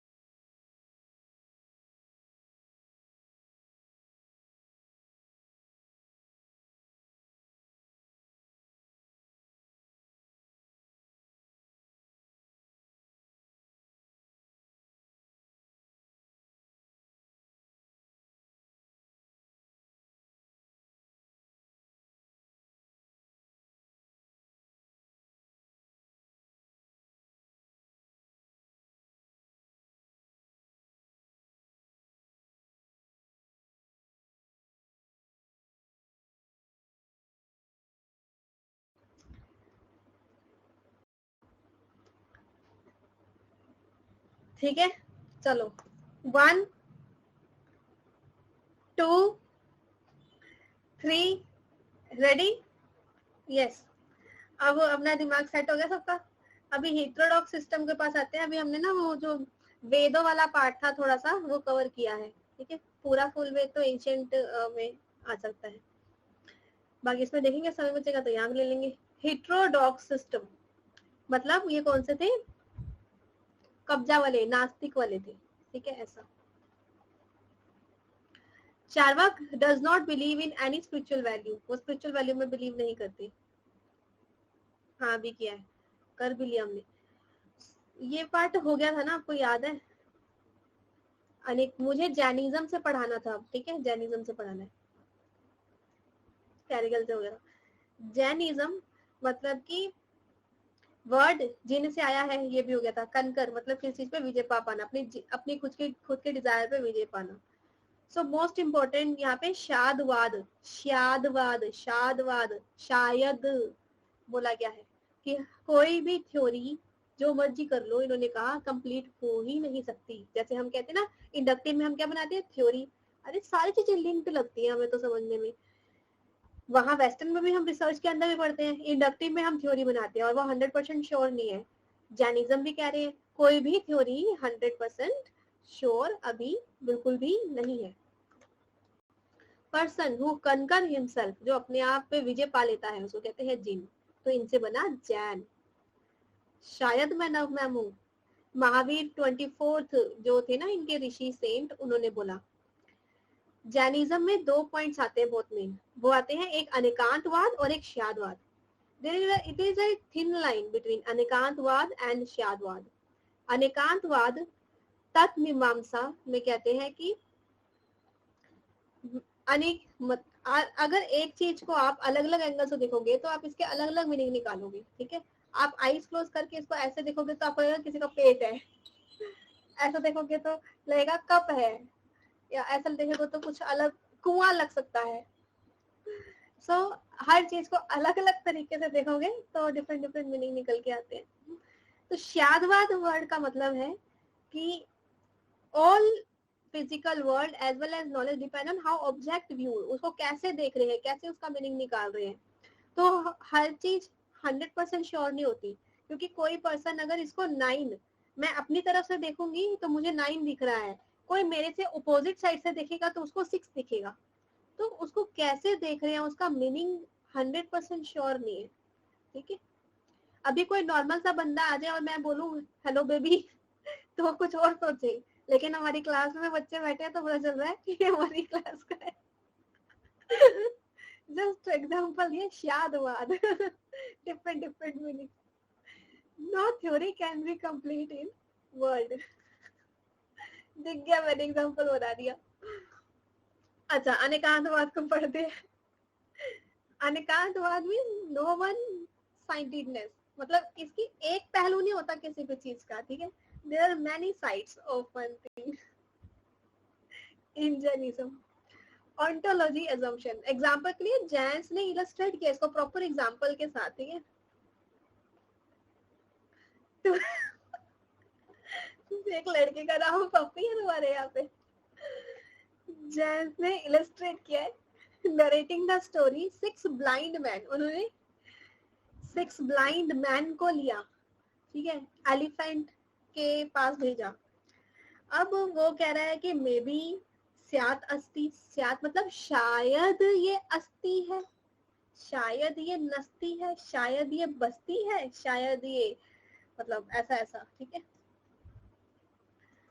मतलब इसके कहने का मतलब ये है, वो क्या होता है मैं आगे बताऊंगी. इन्होंने हर चीज को शायद बोला. शायद ये अस्ति है, शायद नहीं है, शायद ये है नहीं है. शायद इसको एक्सप्रेस नहीं किया जा सकता. ठीक है, मैं आगे बता देती हूँ क्या बोला इन्होंने. देखो तो हुआ क्या. काइंड ऑफ नॉलेज इज मति, श्रुति, अवधि, मान्य, प्राय एंड केवल्य. मति ज्ञान. मति ज्ञान का मतलब नॉलेज मीन्स ऑफ सेंस, इंद्रिय, माइंड. अनिंद्रिय मीन्स कि हम अपने मन से, इंद्रियों से जो नॉलेज लेते हैं उसको कहते हैं मति ज्ञान, मति का ज्ञान. Then this knowledge is acquaintance by. ये कैसे एक्वायर होती है, कैसे हम ले सकते हैं. श्रुति. श्रुति रेफर टू डायरेक्टली हम टेस्ट करके उस चीज को ऐसे ऑलमोस्ट डन. अरे क्या करो तुम. It is knowledge derived from sign, symbol and word. This is knowledge by description. श्रुति मीन्स हम जब डिस्क्राइब करके डायरेक्टली किसी चीज के बारे में समझाते हैं. मैंने आपको सुनाया और आपने सुना. श्रुति मीन्स सुनना. Very good. सुन के समझना, हियर करना. अवधि.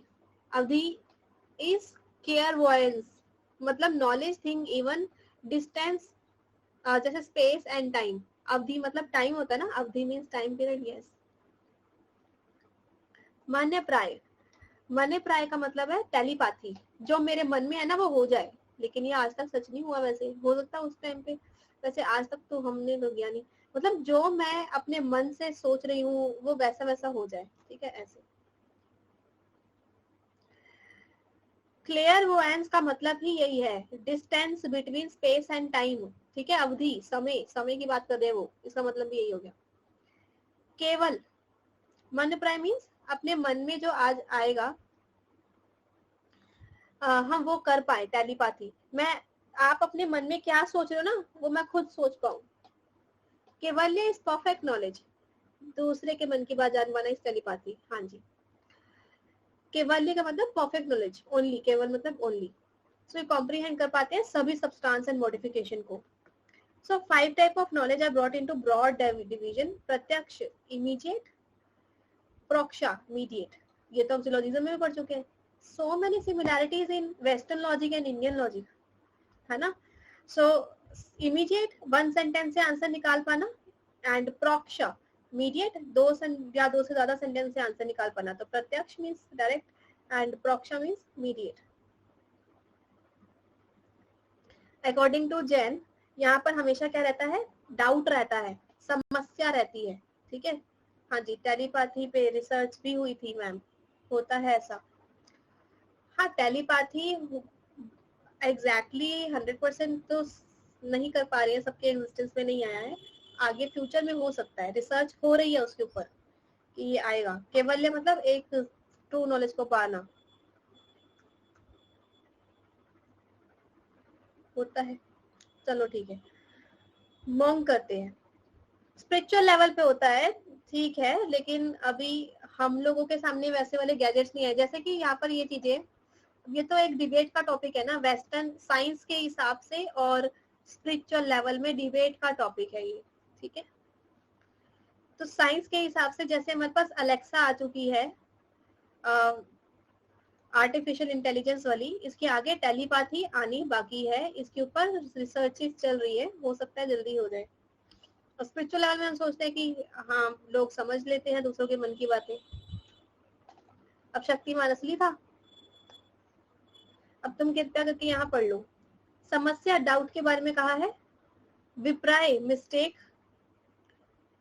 अनन्ध्यास्य रॉन्ग नॉलेज।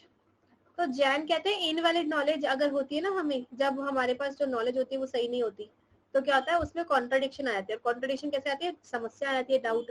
विप्राय हम मिस्टेक कर लेते हैं, अनध्यास्य मतलब रॉन्ग नॉलेज ले लेते हैं, जिसकी वजह से हम केयरलेस हो जाते हैं। Unique doctrine of Anekantavada, again अनेकांतवाद का मतलब है अनेक, मैनी स्टैंड पॉइंट्स, हर चीज को हम अलग अलग तरह से देते हैं। अच्छा, whole account for Jain path to liberation, इस सबसे क्या होता है, एटलीस्ट 7 सब भंगी, एटलीस्ट 7 स्टैंड पॉइंट्स होते हैं ज्यादातर चीजों के, हर चीज को समझने के 7 तरीके होते हैं इनके हिसाब से, ठीक है। तो इन सब को अगर हम समझते हैं तो हमें मोक्ष मिल जाता है। तो यहाँ पर जैनवाद में टोटल 3 ज्वेल्स है। क्वेश्चन कह सकता है 3 ज्वेल्स जैनवाद के हिसाब से कौन सा है, जैनिज्म के हिसाब से रत्न त्रया, त्रया मीन 3, रत्न, रत्न मतलब ज्वेल। राइट परसेप्शन, 3 ज्वेल कौन है, सही दर्शन, सही से मीनिंग निकाल पाना, जैसे तिरंतकार स्क्रिप्चर्स को अगम बोलते हैं, सही चीज से मीनिंग निकाल पाना। राइट नॉलेज, सम्यक ज्ञान, 6 यूनिवर्सल सब्सटेंस, 9 तत्व, 2 डॉक्ट्राइन ऑफ अनेकांतवाद दिए गए हैं यहाँ पर। देन राइट कंडक्ट, सही कर्म करना, सम्यक,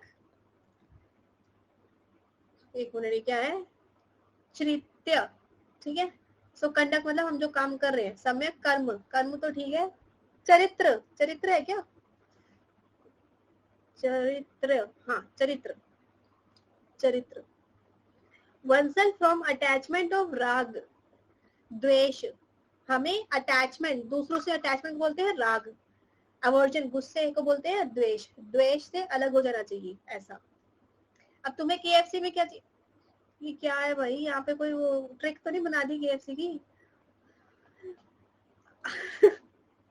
कौन सी, नॉलेज फैक्ट कंडक्टर, क्या बनाया तुमने, फेथ, ये कहाँ से बनाया तुमने, केपीसी, ये किसकी बनाई है ट्रिक, मेरे को तो पता चले। हाँ चलो ठीक है, कोई नहीं। रत्न त्रया की, रत्न की परसेप्शन, ले आगे पीछे कर दिया पकड़ के केपीसी, ठीक है जो मर्जी करो फिर।